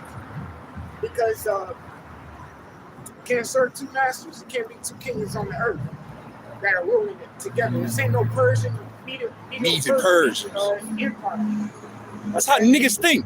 Niggas think it's gonna be a Israelite, Edomite, a gathering of nations, a coexistence. It's not going to be another version of the EU or the UN. It's just going to be one. That one fuck Esau, nation man. above all. See what I'm saying? Go back to Revelation 6. Y'all want to have some type of unity with these devils. Revelation 6:3. And when he had opened the second seal, Yep. I heard the second be saved. So now Yahweh started opening the second. He's bringing more understanding. Go ahead. Come and see. Come and see. Go ahead. And there went out another horse And then went out another horse. All right. that was red. That was so who we going into now? There comes out another horse that is red. Okay. It Genesis. Oh, you said Genesis 25? Yeah, you can hold that because that's his blessing, right? You got to get your hand on the wheel. Oh, yeah. Yeah, all right, is it verse, chapter 27? 27. Get the whole chapter 27. We're going to go there. Sword of the get Genesis 36 and 8. Speaking of red. Oh, that ain't a pale. His face, you didn't see his face. Oh, I didn't see This his shit was face. red as fuck. Oh, shit. Look at my face, pale and red, man. Transparent ass niggas. You know? They have the green veins and shit. That shit be looking nasty as shit. And power was given to him that sat thereon Yep. to take peace from the earth. To take peace from the earth. Look at the status of the earth today. Is there any peace? Is there any tranquility? Hell no. All right? We were talking about it earlier. It's fucking vexing. It's tiresome. It's wearisome. The captain about what, 3 weeks ago went into that word wearisome. We're weary here. We're being beat all the day long. There is nothing peaceful about this place. I'm just speaking about America. But really the entire earth, the entire world, the oikonomy, everybody in it, suffering. See what I'm saying? Go ahead, man. See what I'm It saying? says that they should kill one another. And there was given unto him a great sword. Yeah, brother, I'm trying to think of the physics of that too. That's all. You know, but it says what again? Salakia. It says, and that they should kill one another. And there was given unto him a great sword. And it was given to him a great sword. So that goes into the blessing that we just read. And you shall rule by the sword. So when we see these niggas out here talking about they Glock 19 is gonna fuck shit up. No, it's not. Because that's not even your blessing. You don't even shoot it right. Yeah, no. Okay? You don't even shoot it right. And then you want to put 100 or an extendo on it that fucking jams every fucking. I've never seen an Edomite with a switch. I never seen an Edomite with a switch. You know what I'm I've saying? never seen an Edomite with a switch. Never. Rapid fire shit is You see? John Wick. Not one movie can you see John Wick with a switch. Now he didn't have one. I was gonna say, I'll put this on camera. That motherfucker got a regular knife. Killed like 1,000 people, man. Yeah, that's the devil right there. Yep. The real Redskins. Yeah, you want to see it. I don't know. What you think? Keanu Reeves a Jake though. Yeah, he's a J. Probably. You know, but for edification purposes, you want to see a Edomite go crazy with a gun. Watch John quick. He gonna have that AR, that American AK version of an AK-47. He just gonna walk you down. Walk your ass down. He's still gonna walk you down. He ain't about to. His blessing. Our blessing is different. All right? With our blessing, in our blessing, it has peace involved in it. Okay? Go to the His range. blessing It is trouble always.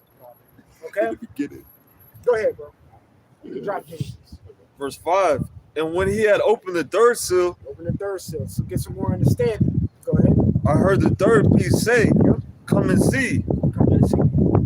And I beheld, and lo, a black horse. Oh, okay. So we're going to the black horse.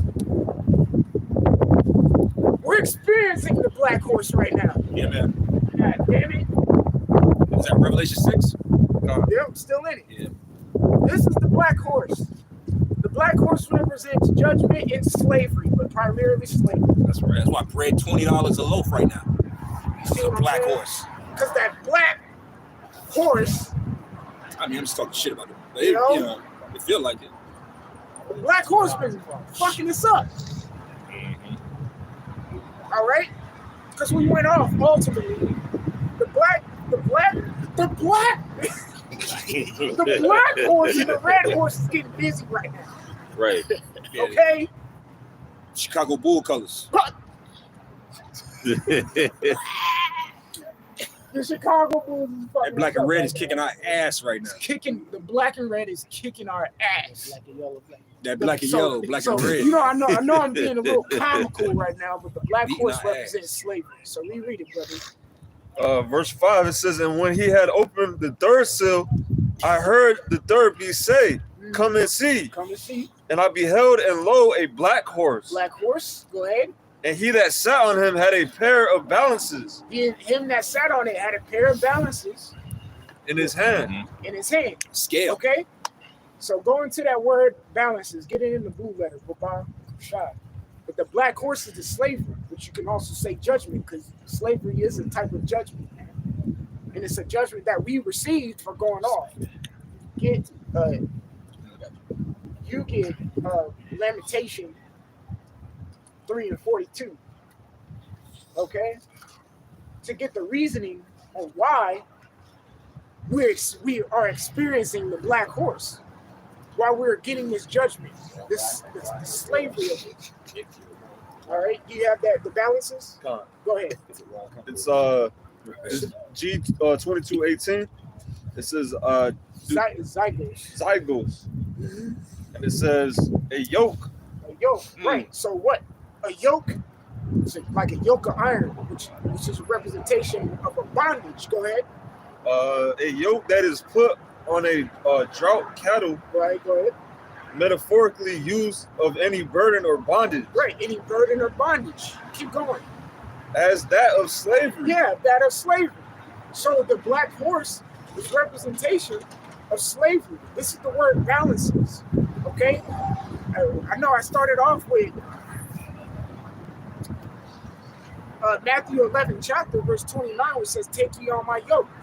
So that's how you know when Yahweh Shai was talking, when he said yoke, he was speaking about balance. Okay? Because the word balance goes back to the word yoke. All right? But go ahead, brother. Of troublesome laws imposed. Of troublesome laws imposed. Of troublesome, that's draconian measures. Right. Get Revelation 13, where it says, and he spake as a dragon. Or is that Revelation 12? That's, 12. Yeah, it's 12. Get Revelation 12. No, that's 13. It's 13 and 11, Yeah, right? 13 Or and 11. 13, something like that. Yeah, 13 and 12, I believe. 13 and 12. lucky. But I think it said it. Didn't it say it in Revelation 12? I gotta reread it. See, you gotta brush up on your breakdowns.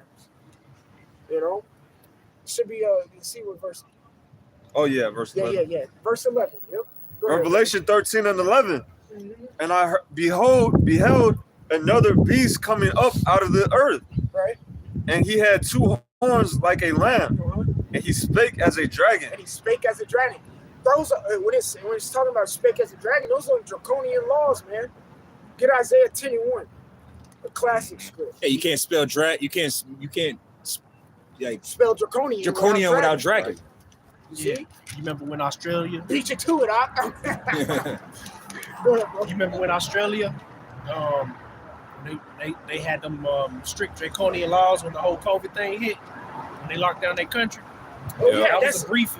that was like the same time where it was burning too, Yeah. if I'm not mistaken. Yeah, it was. Half of the fucking country was burning. But yeah, you're right. You couldn't post office. You couldn't send nothing through the post office to Australia. Mm. Damn, that's how fucking strict them bitches got. Mm-hmm. You couldn't sit on your front porch. You couldn't do shit. Oh, it would have been all hell to raise in America if they did it like that. The draconian measures gonna be These niggas way all worse hot air here. here. Niggas gonna have to die here. You know, That was just a test. that was just just a test for Entry level test. We understand. We understand the psyops and shit. You know what I'm saying? You gotta say. Isaiah 10. Yeah, go ahead, bro. Isaiah 10:1. Woe unto them that decree unrighteous decrees. The decree. So the word plead, like I mentioned earlier, it really means a lawsuit. And also it means a decree as well. So this is the plead of Esau. This is how he pleads with us. Fucking slavery, the bondage. All right, and taking the peace away. All right, Pete, we get it. Shit. Okay, it's fucking annoying. That shit bugging me now. You know, reread it, brother. Woe unto them that decree unrighteous decrees. Whoa, so destruction unto them that decree unrighteous decrees. The decrees are laws, orders, you know, again, lawsuits, sanctions, things of that nature that are put on us to make our lives hard. All right? Still in Revelation 6. But, And that right grievousness which they have prescribed. yeah, prescribed. That means you're writing something down, man. All right, that goes into, what's that, Daniel 8:25. It talks about the policies. Prescription. You got to write. You know, yeah, fucking scribe. We didn't wrote these things down. And let me say, it says prescribed. So you have to have premeditated the thought of this draconian measure and then wrote it down and then make it a law. So you already thought about this. Goes back into they cannot sleep unless they have done, just loosely paraphrasing, if they've done some mischief or some wicked ass evil thing. So they had to premeditate the laws and decrees that they give to the land. The law of the land is the black horse. Slavery. The law of the land is the white man's heaven and the black man's hell. Right. The black man's hell. Right. The white man's heaven. And the black man's hell. Black power, man. Where were you, brother? Verse 5. Reread verse 5. Esau can go from heaven to heaven. Right. According to Christians. It says verse 5. Revelation 6 and 5. Yeah, why would he be, like you said, is Esau going to heaven? This is his heaven. Why would he be rewarded in another heaven? Right. For the heaven that he thought was heaven, but was actually hell that he created.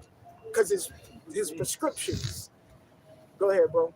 It says, and when he had opened the third seal, Yeah. I heard the third beast say, come and see. And I beheld, and lo, a black horse. And he that sat on him had a pair of balances in his hand. You want to go? Yeah, he had a pair of balances in his hands. So we got the understanding of a pair of balances. All right. The black horse is the slavery. Pair of balances goes into the yoke, the bondage. So we understand that that's speaking about slavery. Get that Lamentations 3:42. Lamentations 3, verse 42. I think so. One more verse and stuff. You have transgressed. We have transgressed. We can stop right there. We have transgressed. That's why John had to write Revelation 6 and 5, the black horse. Because we have transgressed. So this is the judgment that we receive. The slavery. Go ahead. And have rebelled. And have rebelled. Rebelled is as a sin of witchcraft. Yep. All right. So therefore, we're going to get destroyed for it. All right. Go ahead. Thou hast not pardoned. Thou hast not pardoned.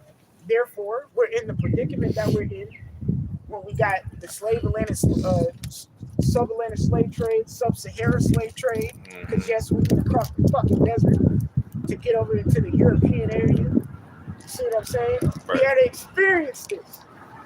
Okay? When the scriptures talk about it in Ecclesiasticus 4, and she shall take you through your crooked ways. And what else does it say? It's troublesome, and torment you with discipline. That was all of it. Wisdom was doing all of this to us in slavery. Ooh, experience is the best. Experience is king. Experience is the best teacher. And experience turns into wisdom. And slavery genetically changed us. Yeah. We're still in the effects of that shit. So if experience is the best teacher, and when in that experience that you learn turns into the wisdom, well, guess what? Today, I ain't doing that shit again. Right. So I don't have to experience the black horse. So therefore, we're out here doing what we're doing right now. Yes, sir. Teaching you what the black horse is. Clean that blood off our hands if you don't want to take it. Yeah, if I could say, like the black horse, as we went into, it goes into judgment and slavery. For those who don't want to learn the lesson, they're gonna get hit with that Jeremiah 30:7, Jacob's trouble. Boom. And that everlasting shame. The concentration of in the concentration camp. Right. Finish it off, brother.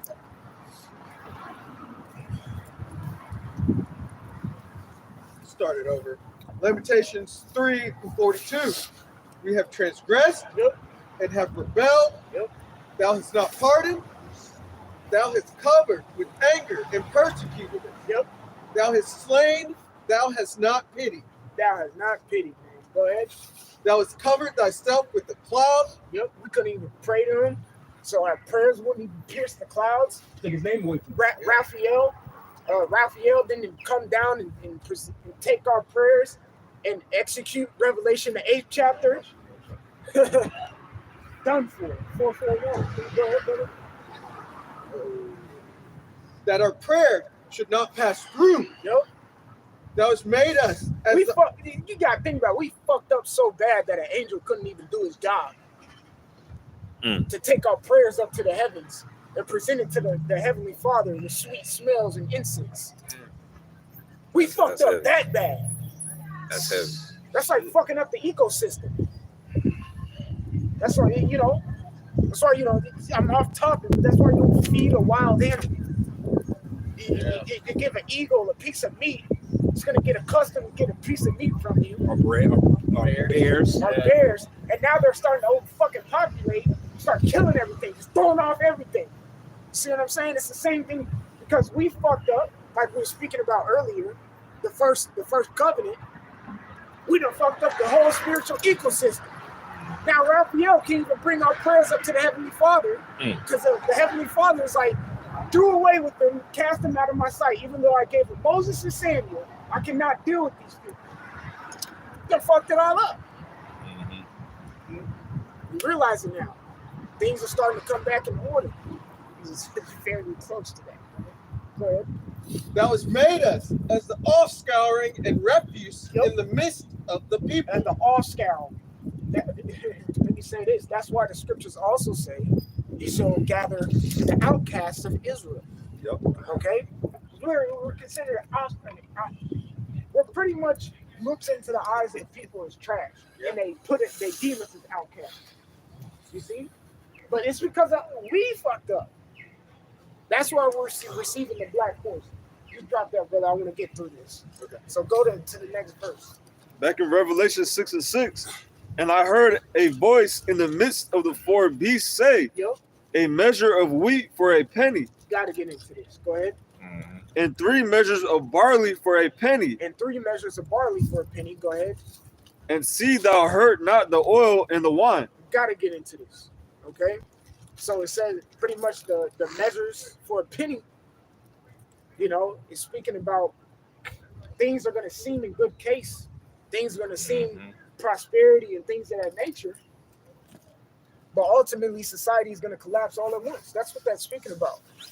You know what I'm talking about. The Thessalonian, peace and safety, and then suddenly a sudden destruction comes upon them. That's inflation, right? Yeah, you can say inflation, but even so, let me just say it in this sense: we're experiencing inflation right now, but we can still drive our ass up to camp. Yeah, we can pump our gas. We still got a job. Shit, you can still go to a bar, go get you a drink, and have a jolly old fucking time. You can still go holler at some bitches if you want. Right. You can still go shopping, go buy shit. I gotta show it off. Wear some fresh ass Iversons and shit. It seems like it's prosperity. But again, We're actually seeing the measure of wheat for a penny and the 3 measures of barley for a penny. It happening right now. What's happening? Small bank closures. But people still walking around like ain't shit going on. They don't understand the recoil that's about to come of that effect. Silicon Valley Bank just dropped. Wells Fargo just having fucking glitches to where people used to have. This is the glitch that Wells Fargo had. The people just fucked around. Not fucked around. Yeah, they are fucking around. They had like say you have $3,000 in your bank account. Ballin', right? Okay. Yeah, $3,000 in your bank account, ballin'. You wake up the next morning, it's negative $1,500. That's the fucking glitch that Wells Fargo had. I didn't experience it because my shit was already negative. Can't get me, motherfucker. Fucking around, not really. But that's the glitch that Wells Fargo had.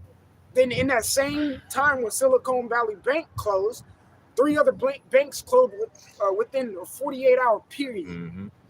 What we're experiencing now is not only inflation, not only hyperinflation, but we experienced the same trend that was going on in 2008. In 2008, I think the bubble was about like $300 billion, where it's like, oh, we're fucked. And then it was a high increase of bank closures. What we're experiencing right now in 2023 is about the same amount of bubble of 300 billion where America is behind, right? I'm just giving a few statistics in a synopsis. But what month are we in? The 3rd month. Right. We're experiencing the same bubble in the 3rd fucking month of this year in the whole year of 2008. Wow. So things are going to get way fucking worse before they get better, and they're never going to get better, actually. We're going to start seeing way more bank closures. You're going to start seeing way more people go to the bank to start withdrawing their money. And if you're withdrawing your money from the bank, a bank can't be a fucking bank without money in it. So more banks are going to fucking close. So a measure of wheat and barley for a penny sounds good.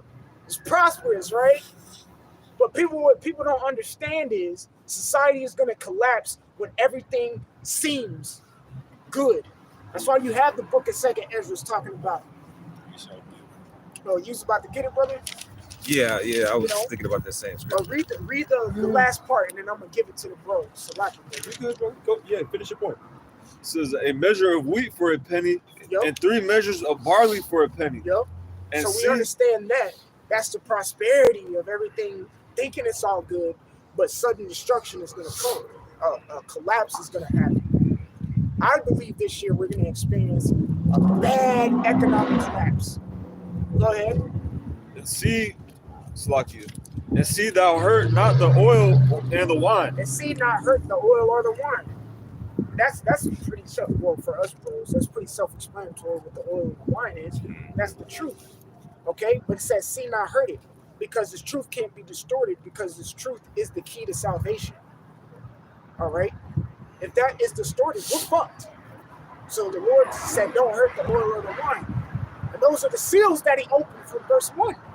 The oil and the wine, the understanding, this truth, the key to salvation, the key to get to him. So his name can actually come to pass. Deliver us. So the oil and the wine is the truth, man. That's what we're speaking here day in, day out, week in, week out, month in, month out, year out, all of it, year in, year out. Okay? So we about to experience something that we ain't never seen. Revelation was at 6 and 7. That we're at. This is. I know we were 6 and 6. I know we were talking, about the black horse, but really, man, Revelation 6 and 6 is looking real right now. Yep. You know what I'm saying?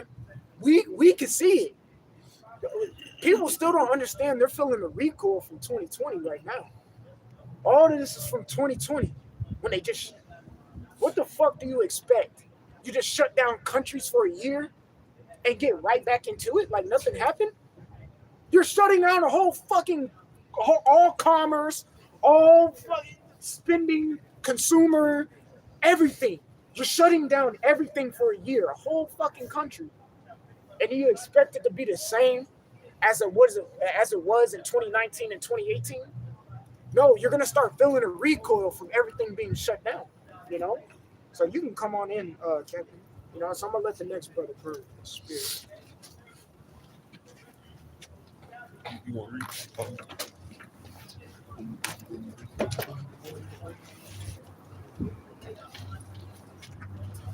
I got a precept. He's gonna. Whatever y'all got, just go with it. But yeah, man. You know, there's a lot of stuff going on in the world, like the brother was going into. And I think, like, you know, like you said, for seasoned men, you can take this information in and you can process it. You know, have temperament with it, temperance, you know, balance. But, you know, for people that are listening, newcomers along the way, you know, you got to be mindful that the Lord is long suffering, man. You know, so you don't want to lose your footing because some Silicon Valley bank did collapse. Mm-hmm. You know, it's important. It is, like I said, what the brother was going into was on point, but just in the spirit for newcomers that are watching, this ain't time to just quit your job and tell everybody to F off and we going home, man. Go ahead with it. This is Isaiah 65:13. Therefore, thus saith the Lord Yahweh, behold, my servants shall eat, but ye shall be hungry. That's why it's just important for us to be in, like the brother was going into earlier, to be in tune with being a servant unto Yahweh Shem Yahweh Shai. It's better to be an ally than an enemy. Yeah. Because the enemy is not going to get any type of mercy in the times to come. See, when I first, and y'all brothers that's here teaching, reading with me, y'all brothers can testify to this too. When I first, as well, I should say, you know, when I first woke up to the truth, you know, everything, you don't know how to measure time. So the first time you hear something epic, you just, hell yeah, it's over with. Because that's how Esau loves to get you. He loves to get you in tune with being stressed out, being worrisome, throwing you off of your path, so to speak. Now we understand our path, the true path, is to serve Yahweh Shem Yahweh Shai. But I just want to, you know, throw that out there with this whole Silicon Valley bank. You niggas ain't got nothing to worry about. It's a cryptocurrency bank. Nigga, half the right. Half of you niggas out here, the majority. Matter of fact, when you look that up, brother, look up what percentage of people in America have bank accounts. Yeah, look that up, brother. All right. The main thing that any of us that are men and women that are coming back to the understanding of this truth is the prophecies of the Bible is our measuring stick of time. Mm-hmm. That's what we use. If it doesn't fall into the place of biblical prophecy, then don't worry about it. You know, all of the things that brothers is going into, don't get me wrong, I'm not discrediting any of that, but we got to understand that there is our own measuring stick is the scriptures, it's prophecy. All this shit that be going in the world, you got to understand, Esau has an agenda as well. Right. Now, of course, go ahead, bro. What it's leading up to, as we all know, is the major prophecy is on the mark of the beast. Yeah. That's what it's going to lead up to. Right. You know what I'm saying? But all this other shit, yeah, it don't even matter. Yeah. It's kind of like in movies, you got extras. Yeah. It's kind of just like for scenery and you know what I'm saying? It's just the fluff. Yeah. It's just fluff. Yeah, I was gonna say too, a lot of these, you know, the measuring stick is the scriptures, but a lot of these guys, the AMTVs, man, they like to push that fear, like something gonna happen the next fucking day. It's like, all right, news. I still gotta go clock in the fucking morning. Like, all right, man. I always want to hit you with a breaking news. I'll hit you with this. Most of that's for the white people. That ain't for niggas. Right. Yeah. So that's why I always say, we always say that you gotta be mindful that there is. The truth is the so-called truth world is segregated. Right. There's white truthers. Bro, that bank collapsing shit. That's for people who make investments in the business world. Right. People ain't got enough money to do stuff like that, man. But we're poor. Yep. We poor. We ain't got no money like that. They make $20 an hour at a job. That's right. Society, man. That ain't nothing. So you got to ask yourself, when we're saying all this, Esau understands heavily that the majority of people in America don't even have $500 in savings. Think about that. Jake is one vehicle repair from being homeless. That's a fact. Right. A random blowout tire in Jake's life. You start to go out in the car. Through. That's a $300 part. If you don't know how to do it yourself, that's another $250. Still want to shoot him in the So you got to be mindful of what's going on. A lot of this is to stir you up, scare you, have you be getting into a space of hastiness. Right. Okay. You got that? You got something? Go ahead. I found it. What you asked for. This is from usafacts.org. It was dated September 12, 2022. It said, according to the report, 81% of adult Americans are fully banked, 13% are underbanked, and 6% are unbanked. So about 81% of Americans are supposed to have a bank account. Yeah, but what's a bank account? What we're realizing in this. Yeah, see, that's exactly. How many niggas, a majority of niggas use Cash App as a bank? Oh, man. This is what we're talking. See, this right. You gotta dive deep into these subject matters. You can't just, that's why I said it's like, yeah, we gonna give you the overview of it, but to the people, if you're not seasoned when it comes to this information and knowledge, you just gonna, oh shit, the great collapse is occurring. It's not, it doesn't work that way. You gotta understand, first of all, what was the effect? Did y'all brothers see what was the effects of when those banks shut down a few days ago? What was the direct effect of that? You see, all of them moved to Bank of America. That's what they all do. They did that back. I remember when I first moved to Georgia back in the early 90s. Remember Wachovia? Yep. Who bought them out? Bank of America. Bank of America. Goddamn, there you go. Think about SunTrust. Yep. Truist bought them out. You got to understand, this is going back into that one world order enterprise that Esau is bringing about. Consolidation. It's all, say that word again, brother? Consolidation. Consolidation, as the brother beautifully said. That's a perfect word. Esau has been consolidating this system for a good 20, 30 years right now. Since probably about the early 90s, give or take 2001 with the towers coming down, that was a major move towards consolidation. Think about cell phone companies. Right now, you got what? You got Verizon, T-Mobile, what's another one that you could get? AT&T. That's if you a cricket nigga. Or Boost nigga. Okay? Remember when T-Mobile bought Metro? We've been watching this consolidation occur for the last 20 to 30 years. Who bought Sprint? They bought Sprint too. Oh, well, see? T-Mobile bought Metro PCS and Sprint. See? Oh, yeah. Now, if you go back 20 years ago, when the iPhone 1 first came out, you had Singular, you had Nextel. You see what I'm saying? We going back. Nextel chirp. Nextel chirp. You know what I'm saying? So it's important. That's why, for us that are aging, we got to bring balance to men that may have been little boys or little girls when a lot of this shit was occurring. Bell South. Oh man, you going way back. Come on, man. It's a little bit more on the info too. Like, Yeah. What you want to say something, bro? Big consolidation with the media. Oh yeah, media.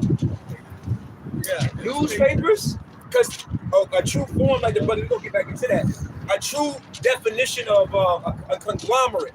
See, a lot of you niggas, you ain't hear the word conglomerate until Busta Rhymes said it a few years ago. Right.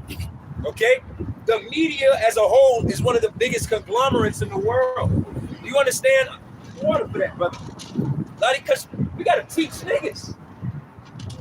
You take a city park, you take a big paper like the AJC, Atlanta Journal-Constitution, right?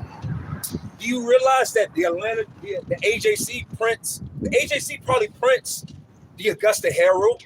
It probably prints whatever paper goes to Columbus, whatever. You have major printing corporations in the major cities that print all of the little towns. The Gwinnett Gazelle. What you think Gwinnett's print their own papers? No. Yeah, it's a network. Yeah, you're right on that. Because I used to deliver newspapers years ago, and they would have different cities outside of Atlanta. They would print the newspapers. Yeah. So that's a conglomerate. That's what we're witnessing. Or another word, monopoly. They're monopolizing the board. We don't need all of these pieces. Do you not understand that, people? That's why I said you got to understand. Like you said, all we concerned with right now is watching the image of the beast be buffered and low in front of us, leading up to this one world order where it's going to be one money. Yeah, because it'd be easier to take over. You got everything under one banner. You know what I'm saying? It's too much. Instead of having 40 different international banks and come all on, this other man. shit, you got everything under one fucking thing. Tap that button and it's over. That's why we're witnessing this. We're witnessing the changes. But to the people that are watching, hey man, like the brother said, hey, I hope he's right. Fuck, I hope this bitch collapses. Man, I hope this bitch is collapsing right now. As we speak. They could all go to shit as we speak. And then we just gotta go to our car and go home and get some shit and worry about the end. But we have to be in the spirit of Yahweh Shem Yahweh Shai and be long sufferers with them and understand prophecy must be fulfilled. So every time you go to how many of y'all knew about SVB 3 months ago? You knew about SVB 3 months ago? Did you know about SVB 3 months ago? How about you, brother? You know about SVB? You did? Okay, well, 1 out of 10 of us. Okay, think about that. That bank falling is not a coincidence, but through the spirit. It ain't. You gotta understand how banking works. The average niggas, like you said, these. Hey, shalom. Yes, sir. Yes, sir. Like we said, matter of fact, can you give me I want to get some more information out of that. But go to where's that at? Go to Isaiah. No, what is that? My Sidon's children. Oh yeah, Jeremiah. Our people are stupid, man. That's why the black woman's. You got everybody in this black woman spirit. The black woman learn a few new words and run with it. That's toxic. He's a narcissist. You know the black woman, the main ones. Hey, they act like you could get hit with inflation. Hey, you know that inflation out there. You got to be careful. You might get the inflation to get you. Then the bitch gonna spend $100 on weed. The inflation is gonna get you. These niggas don't even understand what inflation is. I heard this Edomite say this, and to give an understanding of inflation. The price of the goods isn't going up. The value of your work is going down. See, the bread, what was it? If you understand value, typically when the price goes up, right, that means that value is increased, correct? In most cases, right? So if you're charging more for something, that means the value of it went up. But that same bread, right, that's now, and we read in Revelation 6 chapter, what about that bread change? Did the grains get better? Did the milk get better? It got worse. It got worse. So why is it more money? Because the value of your ass is less. That's why this devil gonna kill. Going back to the Georgia Guidestones. He's gonna bring down his population down. See why everybody wants to get, like I said, that inflation, it's gonna get you. Make sure you put your jacket on, it's gonna be inflation. It's inflation out there. They don't even understand. That's why I said we got to really deal with banking. The average nigga out here, or people in general, American, if you ask them what fractional reserve banking is, they would have no clue. That's why your favorite rappers, he was a Soulja Boy a few months ago. He went to a bank, I believe, somewhere, and he tried to pull $100K out. And he was like, man, they wouldn't give me no fucking money. Because this dumbass really think, because you know how, like you said, you know how a nigga views a bank? This is why we gotta talk about these things. You know how niggas see banking? Niggas think that banking is going to Wells Fargo,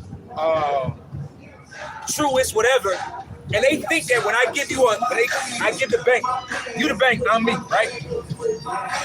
Here is, take this. This is $3,000 I'm depositing to your bank, right? We're gonna let this fucking that bottle nigga character.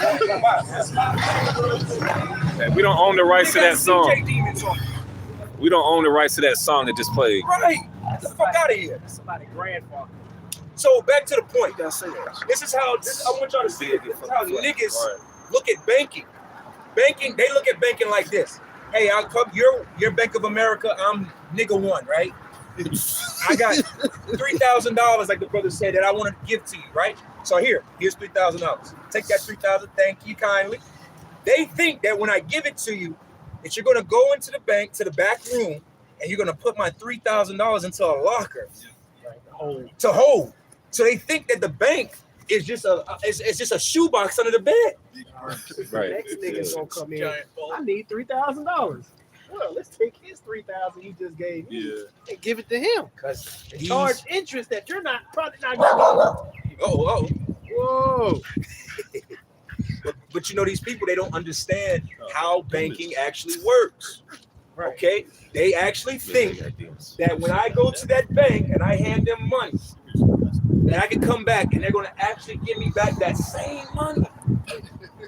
Yes, you're laughing, but tell me that's how. No, I'm laughing because it don't even make the numbers don't add up. This is how niggas think. If banking was actually operating like that, this system would immediately collapse. Yes, there wouldn't be no room for loans. None of it.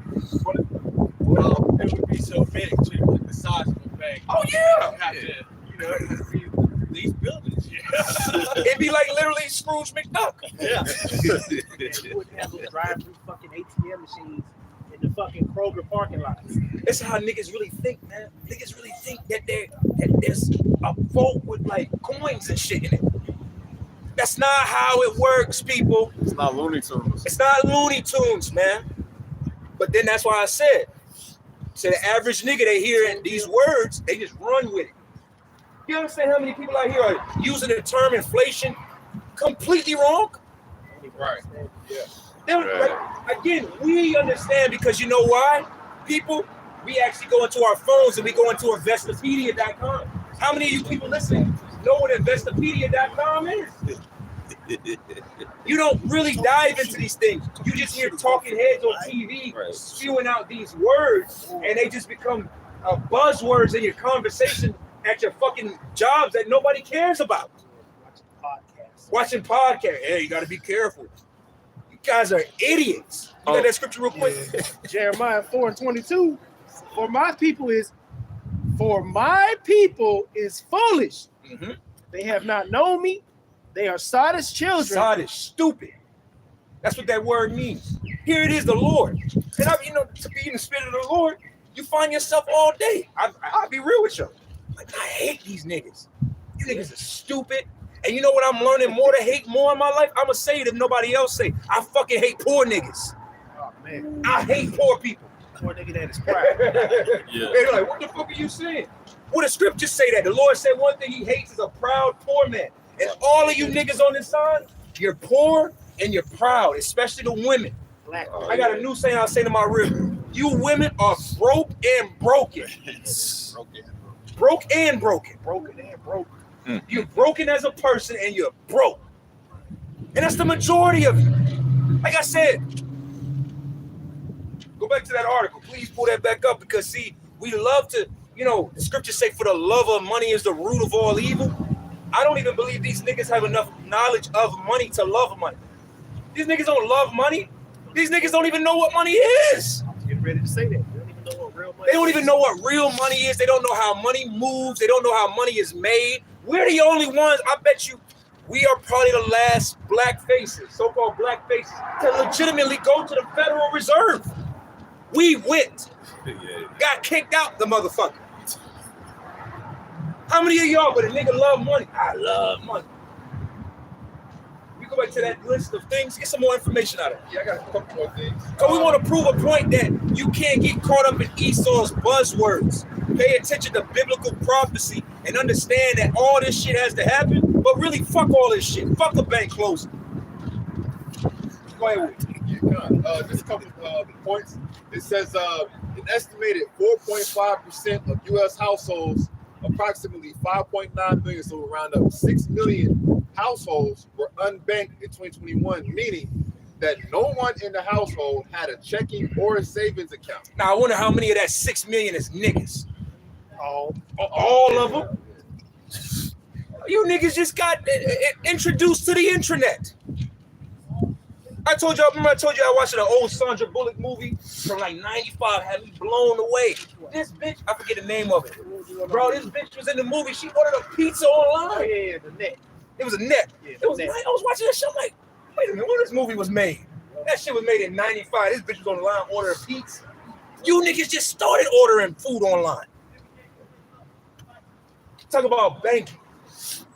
Half of you, the majority of you niggas use Cash App like it's FDIC backed. Like it's insured. Trust me, I see it every day in dealing with business. You niggas treat Cash App like it's an actual fucking bank. Unless something happened on Cash App, you can't even call nobody. It ain't no number. Hell yeah. Yeah, there is no number.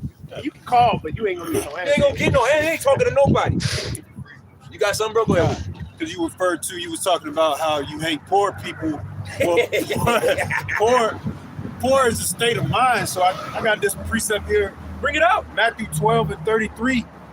Either make the tree good and its fruit good, or else make the tree corrupt and its fruit corrupt. For the tree is known by his fruit. So we all know, you got to come with the right mindset in order to reap any kind of fruit, Get Revelation to back up what the brother said. Was that Revelation 3 and for thou art rich, but I know that for thou art poor. Get that. Because like you said, people will get offended. He told him they're poor. He's the audacity of him. Man, this ain't even real fucking money.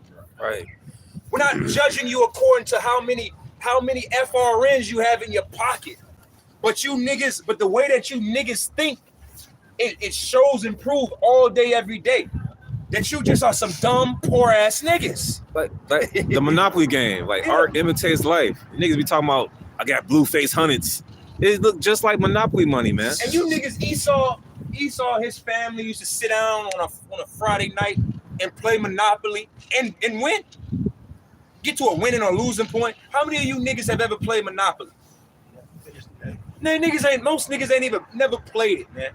Niggas have that's why I said this shit is a joke. It's really comical when you really look at our people. What you niggas need to get ready for is the fact that this devil is going to, as the brother said earlier, he going to consolidate this system all the way down to there's only one door in and one door out. It's too much shit going on out here. That's why you gotta wait. He's cutting off options. That's why we gotta wait for Esau to cut the options out. Mm-hmm. We thinking. That's why I say you gotta watch as well as pray. Be patient, long suffering. Because why? This devil, he gotta clean the fucking table. Yeah. It's too many options. We're still able to maneuver, like the brother said. It's all kind of hell going on, but even still, you know what? Fuck it. I open up me a PayPal. You know what? I open me a net card. Bro, if I show my wallet right now, I'm gonna tell you one lesson my rib taught me, which is true. My rib said, basically, don't make it hard for people to give you money. So in business, don't make it hard for people to give you money. You gotta have all kinds when I promise you, I can maneuver. You know what I'm saying? I got a PayPal over here. I got a Chime over there. I got a Novo over here. I got an Acorn over here. I got Zelle over there. Venmo, because why? You know from experience, and y'all brothers know from working these type of app jobs, your account might be fucked up and you just work. You ain't trying to cash out that money into a fucked up account. Right. So we can still maneuver. You can still maneuver through this hoe. All right. What is I call it for a scripture? I got you. It's Revelation 2 in verse 9.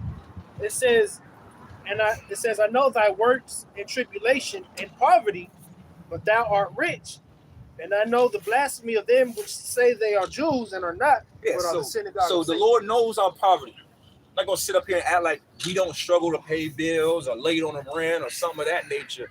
But because we have the riches of the scriptures, we're rich as fuck. We're rich, we're wealthy. Okay?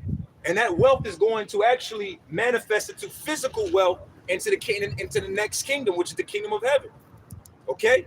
But you Americans, specifically you black ones, you hear Esau pushes these buzzwords in your head and you niggas just run with it. You don't take the time to research it, look it up, have a better understanding. What is hype? What is inflation? What is hyperinflation? Hell, over the last 2-3 years, we learned a new word, shrinkflation. Yeah, Shrinkflation. Okay? So it's all elements of this. But like I said, the black woman, and you niggas in that black woman spirit, y'all, hey, honey, make sure you put your jacket on. The inflation out there. You got to be careful of that inflation. Hey, make sure you back in the house by 6, boy. You get grabbed up by that inflation. Put your mask on, that inflation. That inflation will get you. You niggas are stupid. Okay? So let's go back any more to that because, like you said, because see, the average nigga don't have a bank account. The average family. That's why there's still cash cashing places in the hood. Man. You got niggas that's still going to the liquor store cashing their check in 2023. Yeah. This is a reality. Niggas still getting a check. Oh yeah. Direct deposit, nigga. Right. That's a fact. Okay. Go ahead with a little bit more. Yeah, man.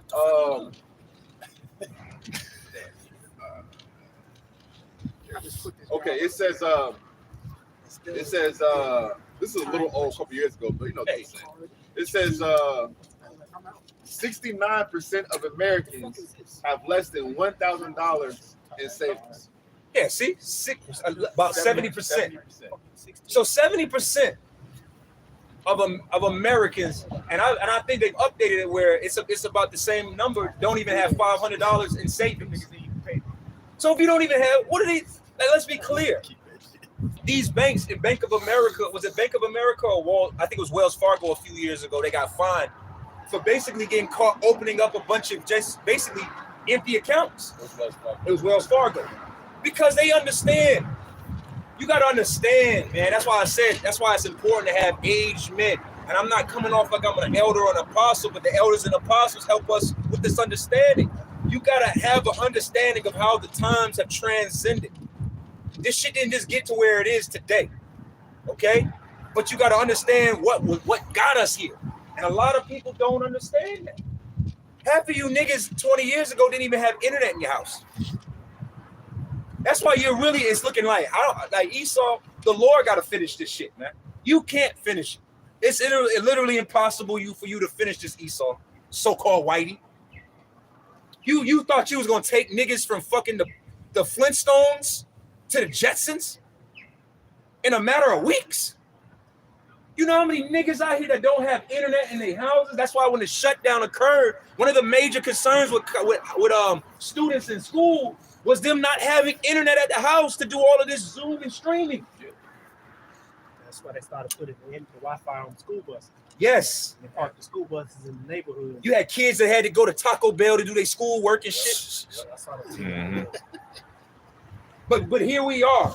But now all of a sudden, a few niggas, some banks closing, y'all be careful. And then you gotta watch the flip. That's why I say you gotta understand what is Esau benefiting from telling us this. What else did y'all know about SVB? Did y'all know that SVB, the whole financial investment side, was all women? It was all women. And it was also a crypto bank. Yep. It was the crypto.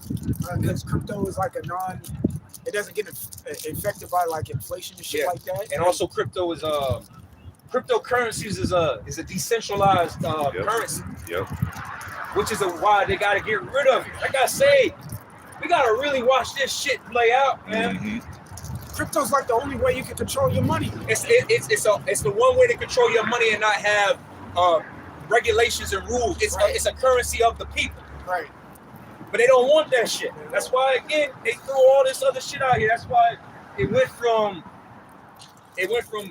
Bitcoin. Bitcoin is considered the gold of cryptocurrency. Then you have what's the next one? That's Ethereum. Yeah, Ethereum. Ethereum is considered like the silver of crypto. Okay, but then what about all these other shit coins? Yeah. Esau did this shit to make people not believe in it. Yeah. It's all part of the play. That's why we say, like the brother said, what was that word you said? Consolidation. Consolidate. See, all a nigga know is when your ass is in the water with your debt. and some company, hey, we can consolidate your loans for you. Oh, sure, that'll be a help. Save you $149 a month. Awesome.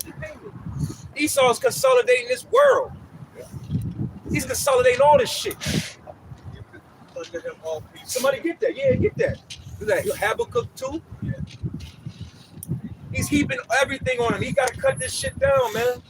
It's too much of everything. It's too many options. You can slide your way out of this into that still. Your money frees up over here, you can go over there. Like we said, we just named, okay, we could keep going on coins. I just named what? Bitcoin, Ethereum, how do I say it? How do you say it? Ethereum. You got Litecoin. This goes on and on. It's one thing about cryptocurrency too. It's a big play for scammers too. Yeah. Like a lot of motherfuckers. A lot of people have lost their whole fucking life savings in that shit. That's all putting everything, whole belief into it. Then they pull the plug on that bitch. That shit tank. Yeah, man. It's hard. Like hundreds, tens of thousands, hundreds of thousands of cryptocurrency. And really, the main thing is based off of that the blockchain technology. Yeah, that's the main. Which the blockchain, as we know, again, is just it's a lie. It's basically getting you lined up for biometric money. That's what it is. But while you people out here are scared about some banks that you didn't even fucking know about, didn't even use. That's why I said, like I said to you, what you were going into was perfect. But we're gonna speak to the fact that you internet niggas that are you newfound woke niggas, you're just scary. All right, we're gonna watch this shit consolidate, as the brother said, man. It's too many banks. It's too many tech media forms. It's too much of every fucking thing, man. Too many outlets. Credit unions, regional banks, small banks. Mm-hmm. Too many lenders. You got online banks. You know there's banks that don't have any physical stores? No branches? There's not a physical branch anywhere. I think it's one of those. Me as well. That's what I'm trying to say. Bro, it's so many banks. There's so many types of banks. They just send you a card and say, fuck it. But like we were saying, these niggas, the people of the niggas and these low-level crackers, they don't understand this shit. Because really, you people, y'all are looking, see, there's a difference in us looking for the end. Our end is not suicidal. Our end is because we are searching for our life. We are giving up our life to receive a life. Yeah. You niggas are looking for the end because you're suicidal. You want to die. Mm-hmm. You think he wants this place to go another 20, 30 years? Right. That nigga fed up. He fed the fuck up. Our end is continuation. It's kind of oxymoron. It is. Okay. Was that in Habakkuk? Yeah, go ahead with that. It's Habakkuk 10. I started verse 5. It says, yeah, also, because he transgressed by wine. Yeah, that wine that he transgressed by is his wisdom and philosophies. All right? I've spoken on this before. You have to understand. I'm going to say it again. I'm going to ask y'all brothers this. Between economics, law, and medicine, what's the most studied subject matter in the world? Say that one more time. Economics, medicine, and law. Medicine. You think medicine? I would think.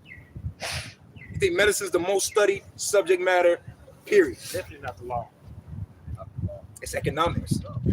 Economics is the most studied subject matter in the world, period. There's more peer reviews. There's more everything dealing with economics versus law and versus medicine. But then, like I said, to the average human in America, the average nigga, because you're so poor and you have a poor mind frame and all you think about is poor nigga shit, these words are too expensive for you. These terms and words are too expensive for you to even comprehend or begin to study. A lot of you, like I said, the difference between us is we are searching for an end of this society. A lot of y'all are just searching for an end. Mm-hmm. So when you watch these videos, that's why I don't even give a fuck what these people say anymore. I don't be hearing that shit no more. Everybody talking about everybody got information on this whole Fed Now and The new digital curve, man, get the fuck out of here, man. TikTok. I'm tired. That's why, hey, I'm pro-ban TikTok. I'm with that shit.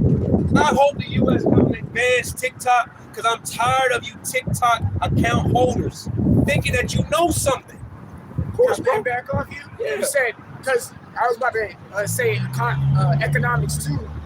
The 3 unclean spirits, now one of them had to do with medicine or law. No. It's military, religion, and finance. Finance goes into economics. Come on now. It's a simple thing. But like I said, the average person, they don't know nothing. The average nigga is worrying about, that's, you know what, brother? Remember what I said after that game we played? We were playing basketball. And I was kind of glad that them niggas won. Because why? The niggas don't have shit in their fucking life. They don't have nothing. Right. That's the highlight of their week. Is a moment where they can shoot skippity hoops and score a few points with the boys and push their energy on it. They can't push their way in any other way of world. They can't have a conversation about economics. They can't have a conversation about military. They can't have a conversation about health. They can't do any of that shit. They're not relatable. They're not right. Keep going with that Habakkuk. But that's the wine. That's his wine. He's deceived you people with his philosophies on this shit. That's why I brought that out. He understands this stuff way better than any of y'all could if you spent the rest of your life studying it every fucking day, man. Yeah. Matter of fact, get that in Ezekiel. Thou art wiser than Daniel. Yeah, because if I can say, of course, yeah, because also too, a lot of the information has been passed down generation to generation. Come on, man. Brother, when I was at Georgia State, right around the corner, right? And I went to school for business economics, right? Failed out. Keeping it 100 with y'all, failed out. But when I was taking them classes, that economic class, it was kicking my ass. Yeah. And I wasn't taking regular. I'm not talking about your, Echo, Econ 101 or 102. I'm not talking about that shit. I'm talking about healthcare economics. Understanding the economics of healthcare and shit like that. It took me getting to the truth and all of that shit in my brain. It took me getting here to be like, oh, that's what makes sense. You can try that white one. But the average person, they don't understand these terms.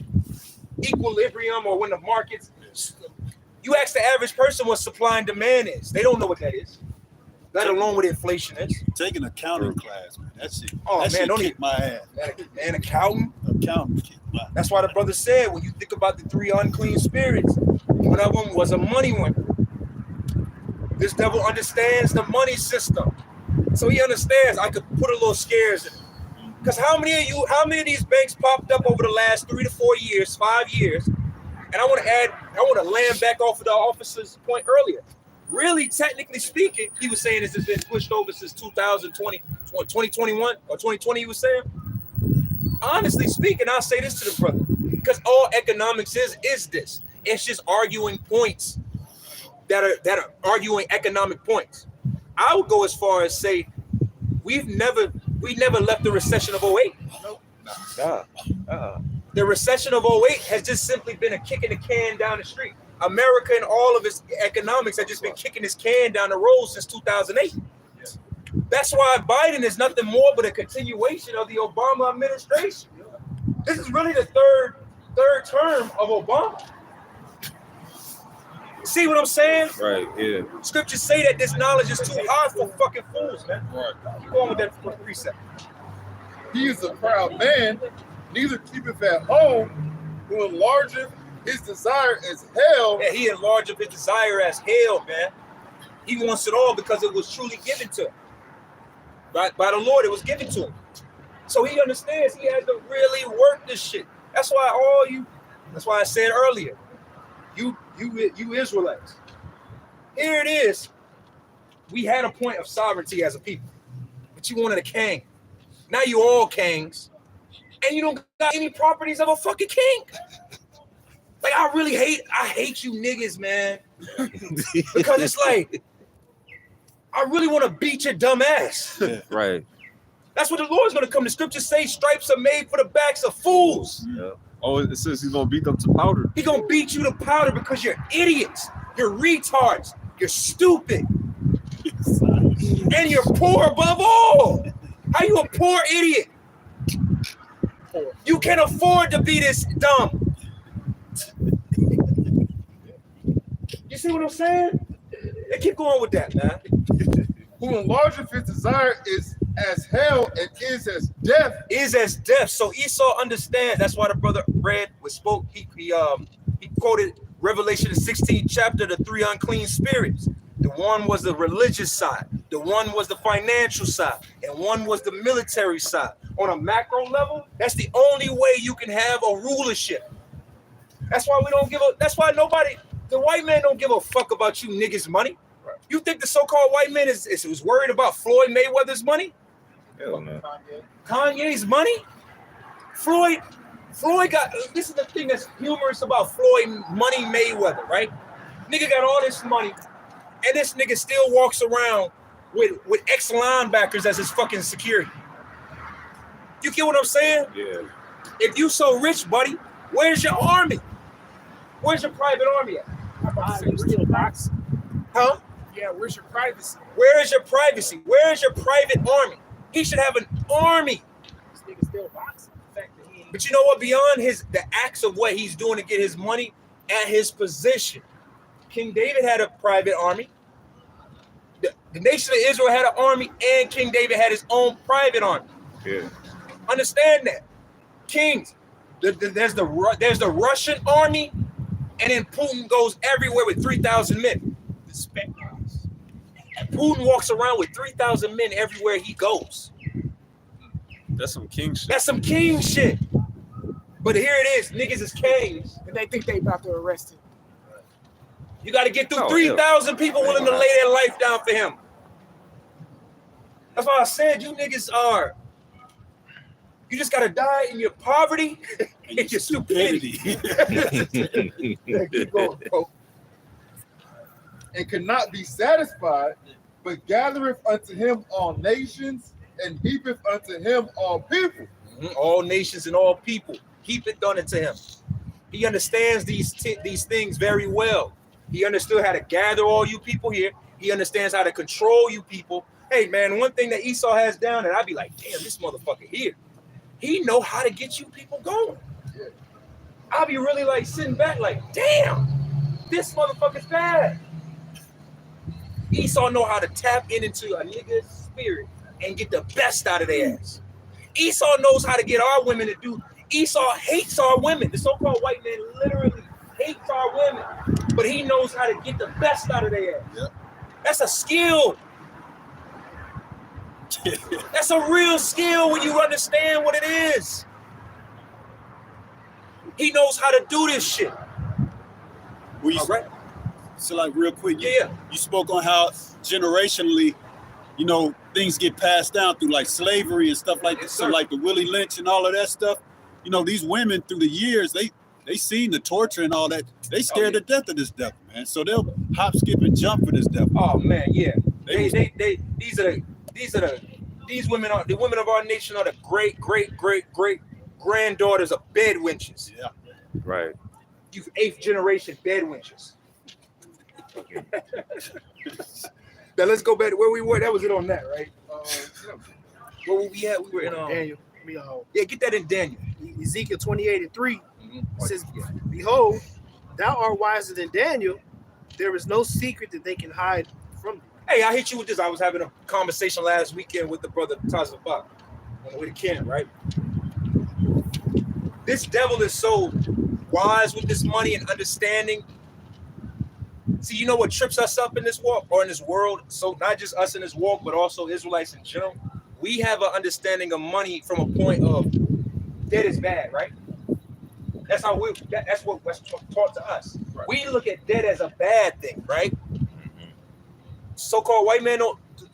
Nah. Once you understand what's really going on out here, tell me if I'm wrong. You understand really being in debt is a good thing, Bro, I saw this one dude. He had an interview. And I think I sent it to you. It was like maybe a year or two ago. And he was like, he don't use his own money when doing investments. No. He said he borrows. Yeah. which is debt. Right, but I forgot he had a great point. The reason why he did that shit. Yeah. We are taught. That's why they put rapper niggas in front of our faces 24/7. That's why I'm gonna say this, brothers. I said this a few weeks ago. Remember I said this? I said, really? Bro, when you listen to white radio in the morning, that shit be peaceful and put you in a place, man. I listened to 95.5 this week. Bro, they was all in the morning. They were laughing. There was no argument, no debates. They were having conversations about tax breaks. You know, Clark Howard came on and was like, hey, man, you know, this is a claim that you can do on your taxes. Niggas don't give you this shit because a nigga's thought of money is clean contrary to this system and really how money and finances genuinely work. A nigga don't get this shit. Right. That's why, like I said, you weren't out here. A nigga's mind frame towards banking is he thinks that when he goes in the Bank of America with his money, he's handing it over, and that banker is going into a locker. This is L nigga's locker, and money is sat there and never touched. And when he's ready to get his money out of that, oh, hold on, Mr. L nigga, let me go here. This is the same fucking money, right. Same bills, same everything. That's how a nigga thinks. That's why what we just waiting on is the image of the beast. We're just waiting for this system to completely come into this world, and for you niggas to just take the chip. Right. Quick precept, Proverbs 11:4. It says, riches profit not in the day of wrath, but righteousness delivereth from death. About that, you know, like you said, for the love of money. Yeah. Right. Call themselves loving money, but at the end of the day, it's not even real money. But you would rather have money than receive righteousness and make possibly salvation, knowing that we getting ready to go to war, or we in war. And this man over there in Russia in the Siberian fucking mountains, terrain, tundra, in the fucking tundra, getting ready to push the button on y'all and blow this bitch up. Right. And you worried about like now it's tax season. Yeah, you already can't know. tell a bitch shit right now. You already know. That nigga Charleston White said. He said that. Yeah, he did. I saw that. He said these bitches done got the income tax check. They done got the child support checks. He said they done. He said I don't want to see that bitch till August. He said you right. Yeah, that's right. He said August. That's true. I was like, yo, this man, as much of a nigga as he is, he was right. Hey, you know, a broken clock is right twice a day. Yeah. But that's how you said it. The average nigga is waiting for an income tax check to come to cash at the liquor store. Bro, and not to mention, we were speaking about how Jake doesn't understand economics, right? But if you understand that, if you still getting a fucking income tax check, you're poor. Yeah, like Kanye said, being poor is not cool. Rich people don't get income tax checks. They pay taxes. Right. They pay that 33%. But then what does a smart dumb nigga do? What's a smart dumb? Tell me, let's walk through these steps of what a smart dumb nigga does in the next step. You know what? I'm gonna become a Moor. Right. I'm gonna be a sovereign citizen. So I don't gotta pay taxes. Don't even really get what I'm trying to say. A nigga's whole thought process is stupid and dumb. Just dumb niggas. That's what we're saying. Like, when you understand what money truly is in this system, money is. What is an FRN note? What is an FRN note, brothers? Debt note. That is it? Debt note. It's a debt note. Federal Reserve. It's a debt note. So really, the more quote unquote money you have, the more debt you have.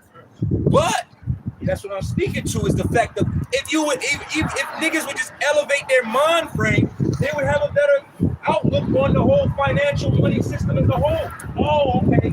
This debt is isn't that why you want credit cards? Right.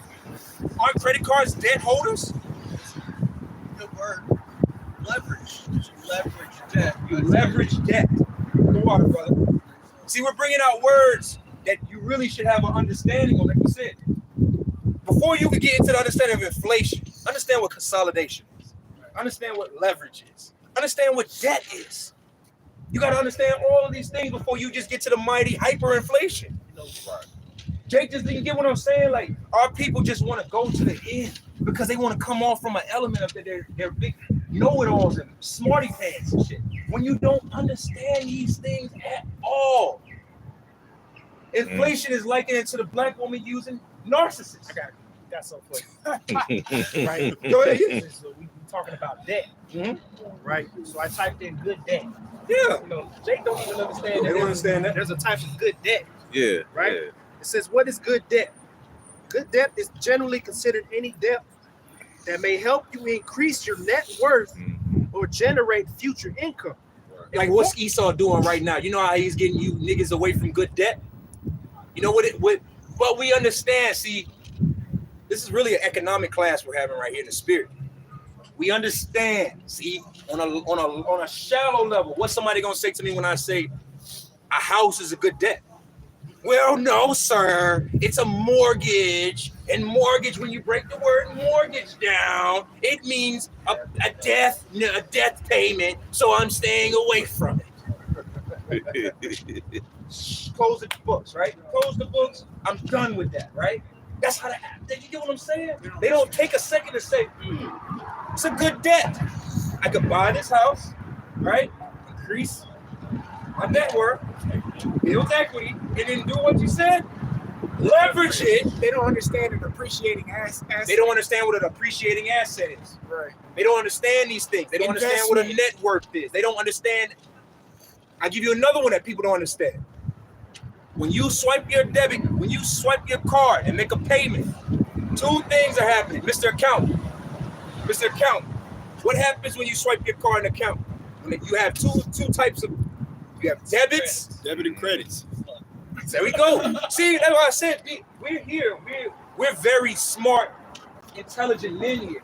But to the average person, they don't understand these simple terms. When you make a payment with your debit card, two things occur in an accounting way. This is all accounting talk now. You have debts, debits, credits. That's a whole nother thing. That's a whole nother element, another topic. You see what I'm saying? That's what I was saying earlier. The average, these niggas out here, oh yeah, you gotta be careful, that inflation out here. Make sure you put your hat and your scarf on, because you don't get caught out there in that inflation, man. It'll get you.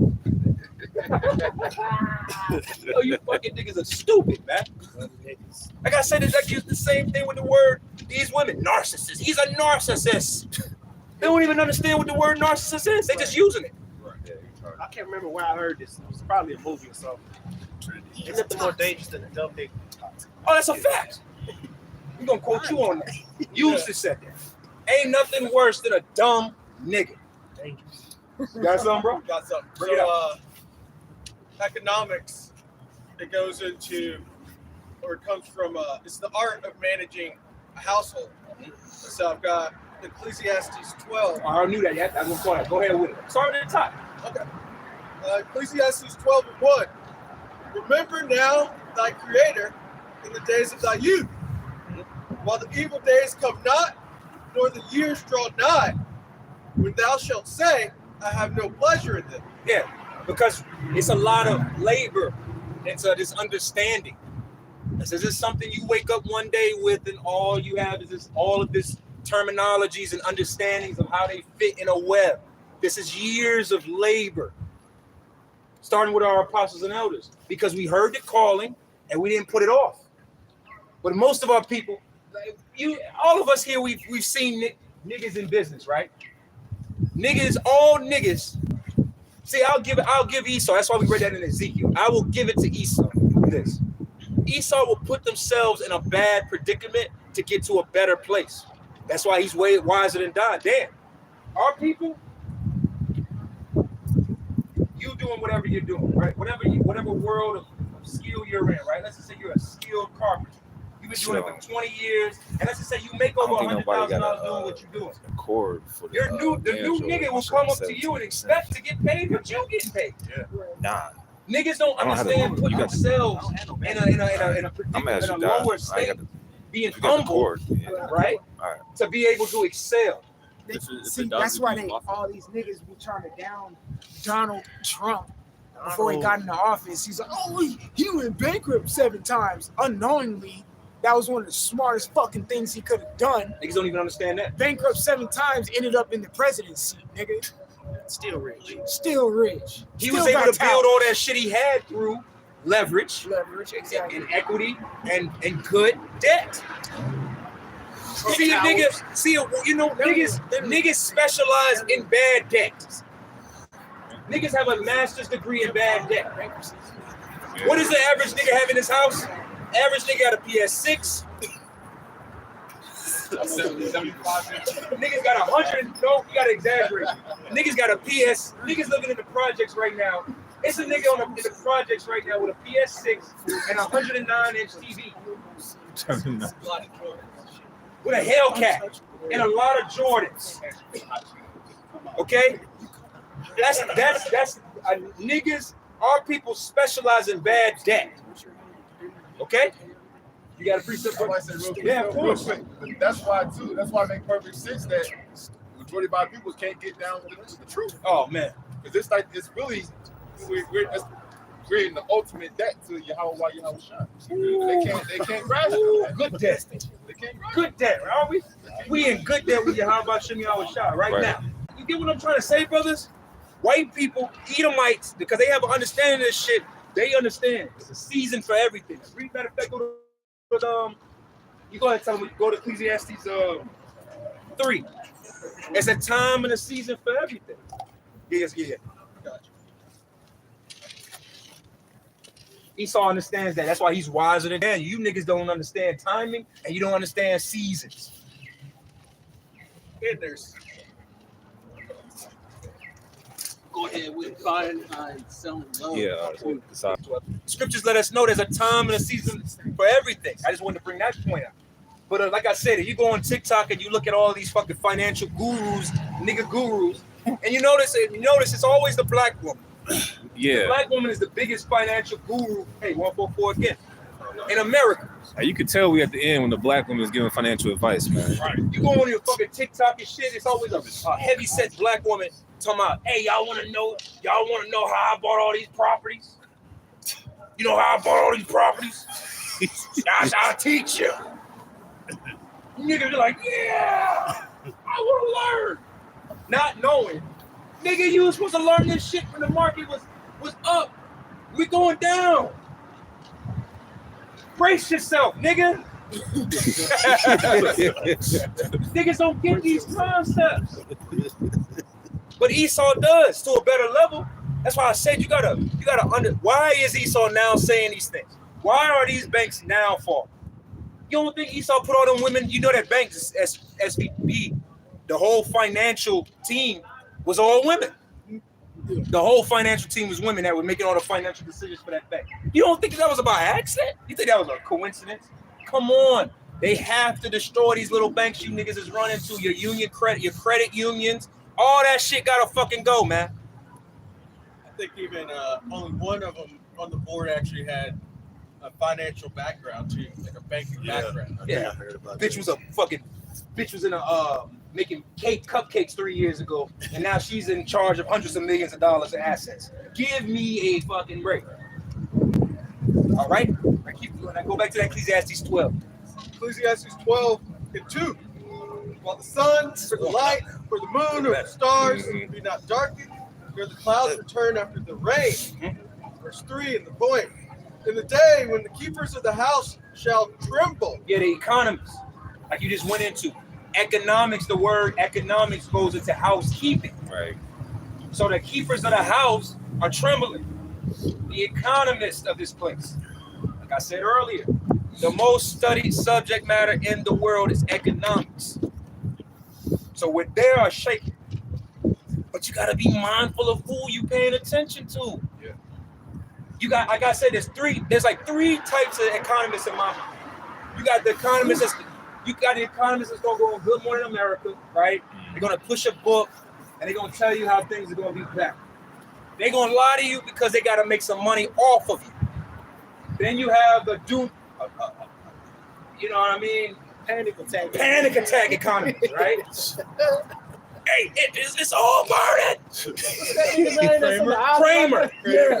That nigga, Who's that? ATV, whatever. he's another one. ATV, That Kramer. motherfucker went to the fucking island like he thought like in 2020 he was dead. He disappeared. You know that nigga disappeared with another like nigga we is still here. We're still here, buddy. Come to move back. Kramer be on TV scaring the shit out of Esau. They been doing it for years, scaring the shit out of Esau. World War III has started.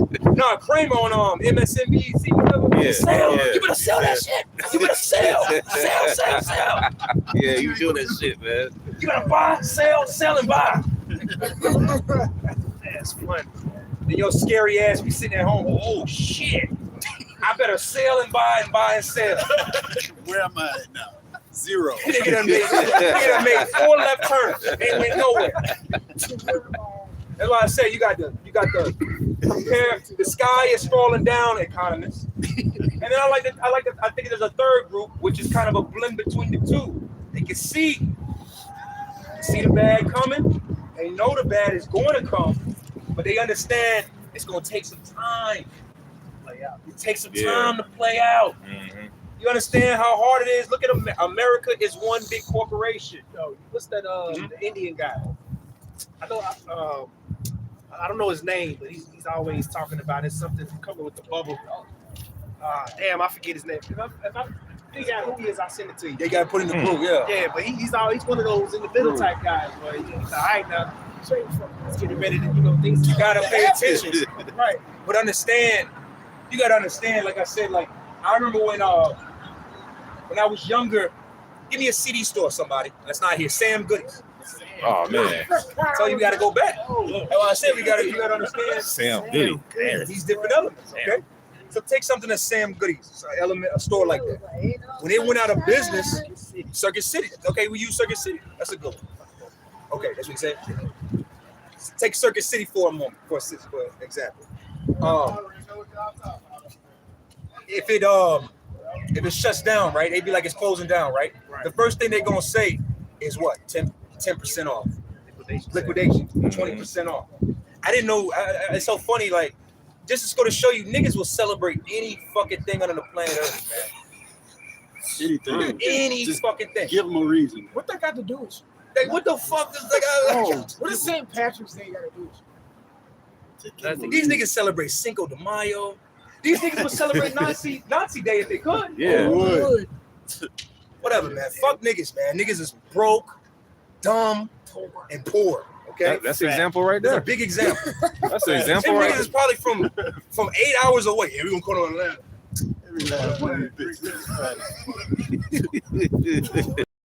Sucking idiots, man. We're gonna finish this up, but the point, what were we saying? Circuit City. Circuit City, we're gonna close on that point. Circuit City. Think about Sam Goody, Circuit City, anything that's not here today, right? When that shit went out of business, they started out with the what? 10% off. Radio Then they worked this way up to 20, 30, 40, 50. Shit, I've been in closed stores closing, and you start seeing 70, 80% off. Right? How about this? The mall. Payless. Payless was another one that you saw big liquidations. When they get done selling all the shit in the store, you can go in that bitch and start buying shelves. You can buy shelves. You can buy registers. You can paint the pictures, the posters on the wall. When they liquidate, they literally liquidate the whole fucking store. Trying to get everything. They gotta get everything back. We are going to witness that within America. That's why can't prove it, but I believe it. They said that balloon that was over the sky a few weeks ago was really China checking out the properties of which it owns. Like Michigan. Like Michigan, you know, China owns the Great Lakes. Yeah. They actually own the Great Lakes. That shit crazy. So for them to shoot it down, it's like, nigga, I'm checking on my shit. Pay what you owe. I heard some reports, SVB Bank, they said they had a lot of those investors were Chinese investors too. They had the big money, so that's why they're saying that's part of the reason why they may have had to go in and protect all those funds, because you had people that from China they had Big calls, hang on, I'll blow your shit up now. You get what I'm saying? So this is why you have to have the fundamentals of all of this stuff. You just can't run to hyper. You just can't be a nigga that ain't paid no mind to none of this shit over the 3/4 of your life, and then you just gonna run straight to inflation and use that word all day, every day, like you know what it is. Be careful that inflation, like the inflation coming back out.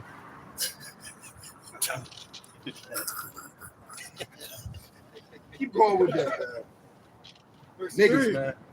In the day when the keepers of the house shall tremble, and the strong men shall bow themselves. So, like we saw a few months ago, the CEO of Bed Bath & Beyond, he unalived himself. He jumped off of a building.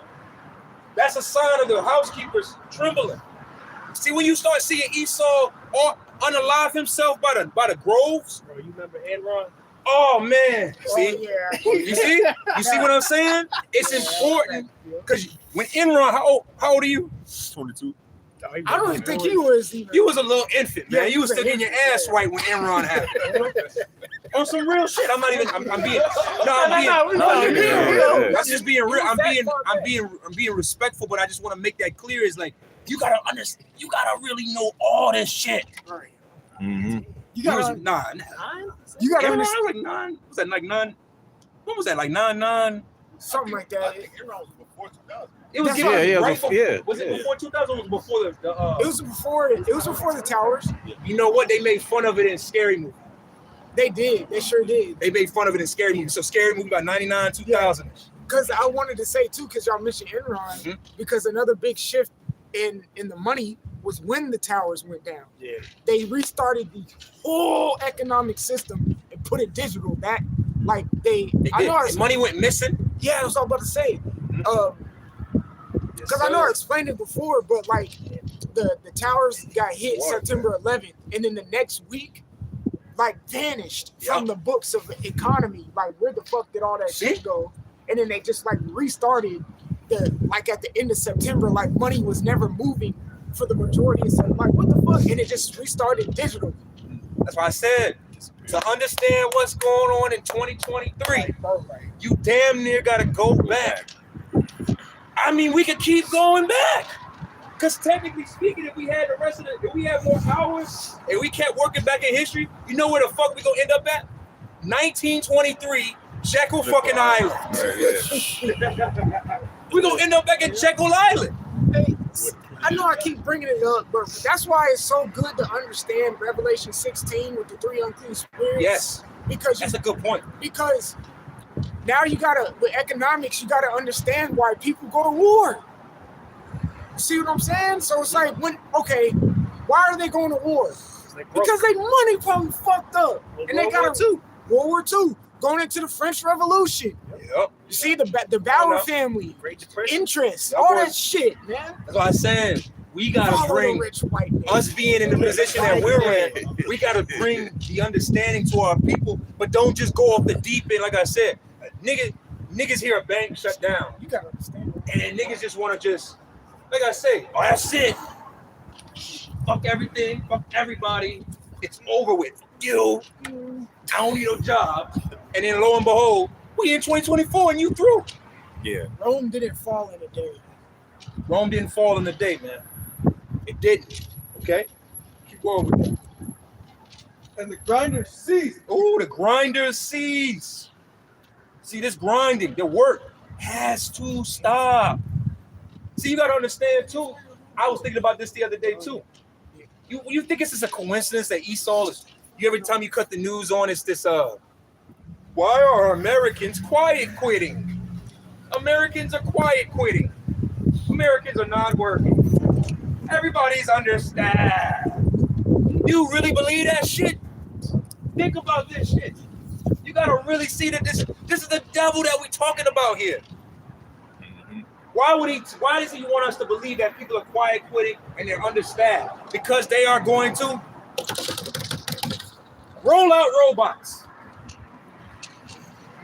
Oh man, I saw this one post with the basically not a robotic, but electric control forklift. Oh yeah. And it was like it works off of Wi-Fi. It's shit over. Warehouse. You know, most farming, you understand that Done. most farming in the world, in America, in the world, is done by Bluetooth and somebody sitting somewhere controlling the remote. No, nobody ain't sitting in them fucking big tractors going over fields. It's somebody sitting in the office looking at something just like this, playing a video game. Some CCTV shit going on. Yeah, doing. Man, we need that emoji simulator right now. Vince Carter, it's over. I'm telling you, you gotta understand. So, like we said, you can't just jump to you can't start with a finish, man. You can't start with an ending. You gotta start with the beginning and work your way all the way up. Matter of fact, you get in the scriptures where it says, "Better is the ending of a thing." It's in Ecclesiastes as well. Better is the ending of a thing. But before you get to the ending, because niggas just want to always go to the end. Niggas don't ever think about it. Same thing with a woman. Niggas just want to get straight to the fucking. That's why the scripture said, "Long to do who desire the day of the Lord." That's not a good ending for dumbass. So don't try to fast forward to it. You better understand what's going on. You better use this liberty. Comprehend what's going on. The end, the beginning, the ending, and the midst thereof. You got something? This is Proverbs 23:5. But I'm gonna read it in the BBE version. Yes, sir. It says, "Are your eyes lifted up to it? Is it gone? For wealth takes to itself wings like an eagle and fly up to heaven." It says, this money ain't shit, man. It's gonna set your whole trust. It's gonna set your whole trust in this paper, and it's getting ready to leave. Yeah, because like you said, trusting in this money, you know what another form of trusting this money that niggas do, which is the dumbest thing you can do in this world right now. That's probably my closing point. Saving, stupid. Yeah, no point. There is no point in saving. Not saying to be a niggard with your money. Have some money in the senses of a rainy day, just in case money. But that active, see, they taught us niggas love to push that. Hey, you know, if you save $50 a month in 89 years, you will have $100,000. If you save $100 a month for the next 100 years, you will have $100,000. First of all, what shows and proves that that's wrong is what we said. Now we can use that term. Now can I use it? Can I use it, brothers? You can't save right now because inflation. You can't save right now because of inflation. That's an example of how to properly use the word in context. That is the proper way. You started this year off with $1,000 in a savings account. By the time you reach December, that money is only going to be about the value of $600 or $700 to you. So why would you put your time, energy, and effort into savings? See, when you come into the understanding of the scriptures, the Lord really gives you a mind frame of how to deal with all this shit. You got to be a little aggressive with it, right? You got to make aggressive moves, like, right?